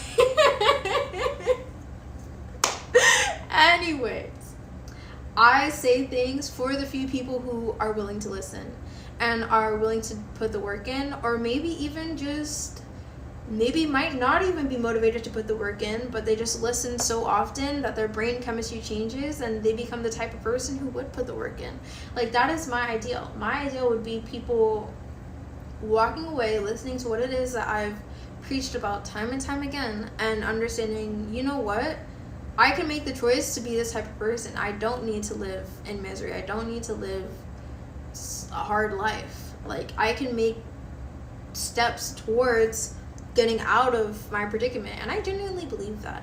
I really do believe no matter what point in your life that you're at, no matter how hard your life is now, like, you either continue living a hard life and be stagnant and not make any steps out of it, or make hard decisions to get out of your hard life. Like, it's gonna be hard either way, right? And if you're taking steps to get out of that situation, then whoop-de-woo, it's not hard anymore. So I don't know, I just think it's important. And I also think I don't like the idea of people experiencing hardship due to ignorance, and not ignorance as in, oh, they should have known better, like how dare they not know everything, but ignorance in the sense that literally nobody told them. Like my whole life I feel like I've had to scrape for the information that would actually help improve me as a human being. Like that's just one of the biggest things for me. Always improving, always becoming better. How can I be better at this? How can I improve in that? Where am I falling short? And I'm just very introspective in that aspect. And I've definitely encountered a lot of people who have had success in certain areas that I was struggling in, and they just gatekeep, bro. They be gatekeeping, like, oh no, like, oh, I just don't know what you're talking about, or oh, da, da, da, da. And it's like, why are we doing that? Like, why can't everybody win? Like, there is a reality where everybody wins. However, I'm not so idealistic to believe that we'll ever actually achieve it, because it would require literally everybody to be on board, which is quite literally impossible. Really, really unrealistic. But it's like, in general, like for the people who are receptive to changing their life for the better, for the people who genuinely do want to put in the work, for the people who are genuinely fed up with the way that their life is going, like, you have a choice every single day. You wake up every single day breathing a new breath. Every breath you take is another opportunity to make a choice that goes in the right direction. Like, any excuse that you can make up is honestly just invalid. Honestly, are any excuses valid? Now, this is a genuine question. I'm thinking about this right now. Are any excuses ever valid? Like, they could be valid for said situation, but they expire.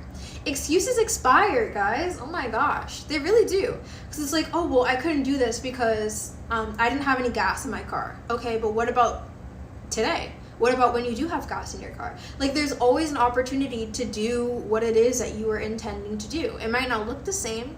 It might happen in a different way. It might happen slower. It might happen faster. It might whatever. But you can still take steps towards whatever it is that you're pursuing in order to get the outcome that you want.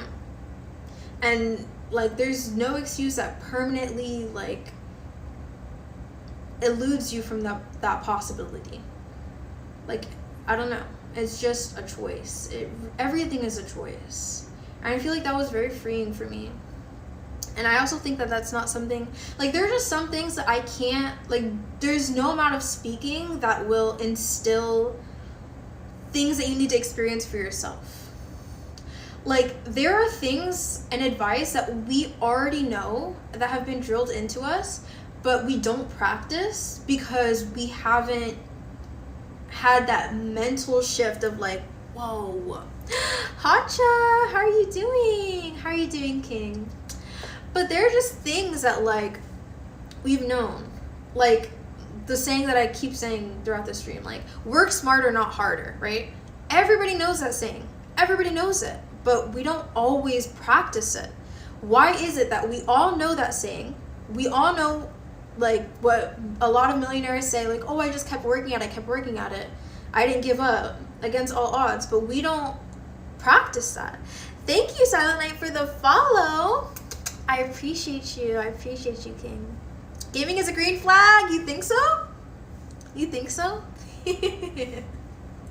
I mean, I agree to an extent, too. I can't imagine not dating a gamer, for real. Well said. Thank you. I appreciate that. Glad to be here. That is so sweet. See, look, like, life is great. You get to meet great people. But yeah, literally, like, we know these things, but we don't practice them, guys. Like, it's just a matter of making that choice. Are you going to make a choice that benefits you, or the choice that's easy? Or are you going to make the choices, because the choices that benefit you become easy. You realize that? Like, when you make bad choices, the bad choices start becoming easier and easier. Like, once you start down a path of bad choices, the bad choices become easier. But once you start down a path of good choices, the good choices get easier. Like, you choose what your easy is. I don't believe that you need to work you need to work to the bone, work to your dead, and do all of this hard work to get money. There are people who click a couple buttons and they're millionaires. You know what I'm saying? Like, And you might be far from that because you made bad choices. And it might not be bad choices as like morally bad, but bad because it's not getting you closer to the goal that you have in mind. You know what I'm saying? Preach, of course. Put the fries in the bag. True, depends on the type of gamer too. Yeah, we were talking about that earlier, Hotcha. True, you carve what kind of path that you want in life. No, absolutely. Me personally, I just let God carve my path, and then it's brought me here. So I'm gonna keep going. I'm gonna keep going to whatever opportunities He opens for me. But that too, like, I feel like before I surrendered my life to God, like, I had this idea that freaking, if I surrendered my life to God, that meant that He was gonna puppeteer every action that I make. No, He designed free will for a reason. Like, He has us with free will for a reason. We were designed with it, therefore we can execute it. Like, I still have choices that I can make. I can choose when I stream. I can choose. Like, there are certain things that He does want me to do, but it's because He's wrote it in me to want those anyways, to benefit from those things, like to desire those things anyway. Like, it's within me to enjoy streaming, to enjoy talking to you guys, to enjoy preaching to people and freaking instilling good values and things that have helped me into other people to help them. So it's not like this is like a pain to do. Like, He's not asking me to do it because it's like this super hard thing that I'm gonna hate. Like, no, He's asking me to do it because He knows that I love it and I would love it, you know. So I don't know, like, these things are good for us. He asks us to do things that help us. It's all in our favor. Amen. The point is not to lower the standard, but for you to grow up and meet the standard. And God don't limit us, so that's why we strive to do the best we can, and that's all He asks of us. Exactly, Silent Night. Preach it. But we did reach the 15-minute mark. Don't think that I didn't see. Yes, we reached the 15-minute mark. So it is time to rate out. But I appreciate y'all. I'm really glad that I got to meet you. That those 15 minutes led to, you know, I just got here. Dang. Don't go anywhere. No, y'all know the rules. Y'all already getting a couple extra minutes while I'm saying my goodbyes. But yes. I say coming at the end of the stream. It's okay. It is very, very late. It's very late. W stream, thank you. And I hope to see you guys in the next one. It's Thursday. Oh my gosh. Oh, I got scared. I saw that it was Thursday, and I was like, did I go live on Thursday? It's 12 a.m. I did go live on a Wednesday. Okay. I'll see you guys on Friday, okay? Friday, 9 p.m. EST. That was scary. I was like, there's no way. Yo. Oh my goodness. Anyways, so we gonna raid this kid, alright? Say hello, be nice, treat him well. We need a raid message, guys. This is terrific. Hello, Prolific. That's our raid message, guys. And we could put some heart eyes.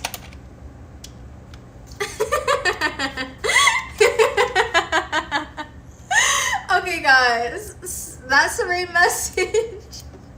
I love you guys. Thank you guys for listening. I appreciate you guys so much. Thank you guys for all the support, sticking around, for lurking, for the raids. I got 3 raids today, so you guys are spoiling me. Thank you, Khaled, for the biddies. I appreciate you. You do so much for me, and I just met you. I joined the Discord. Happy to have you, Night. I hope to see you around soon as well. And without further ado, bye. Copy and paste the raid message.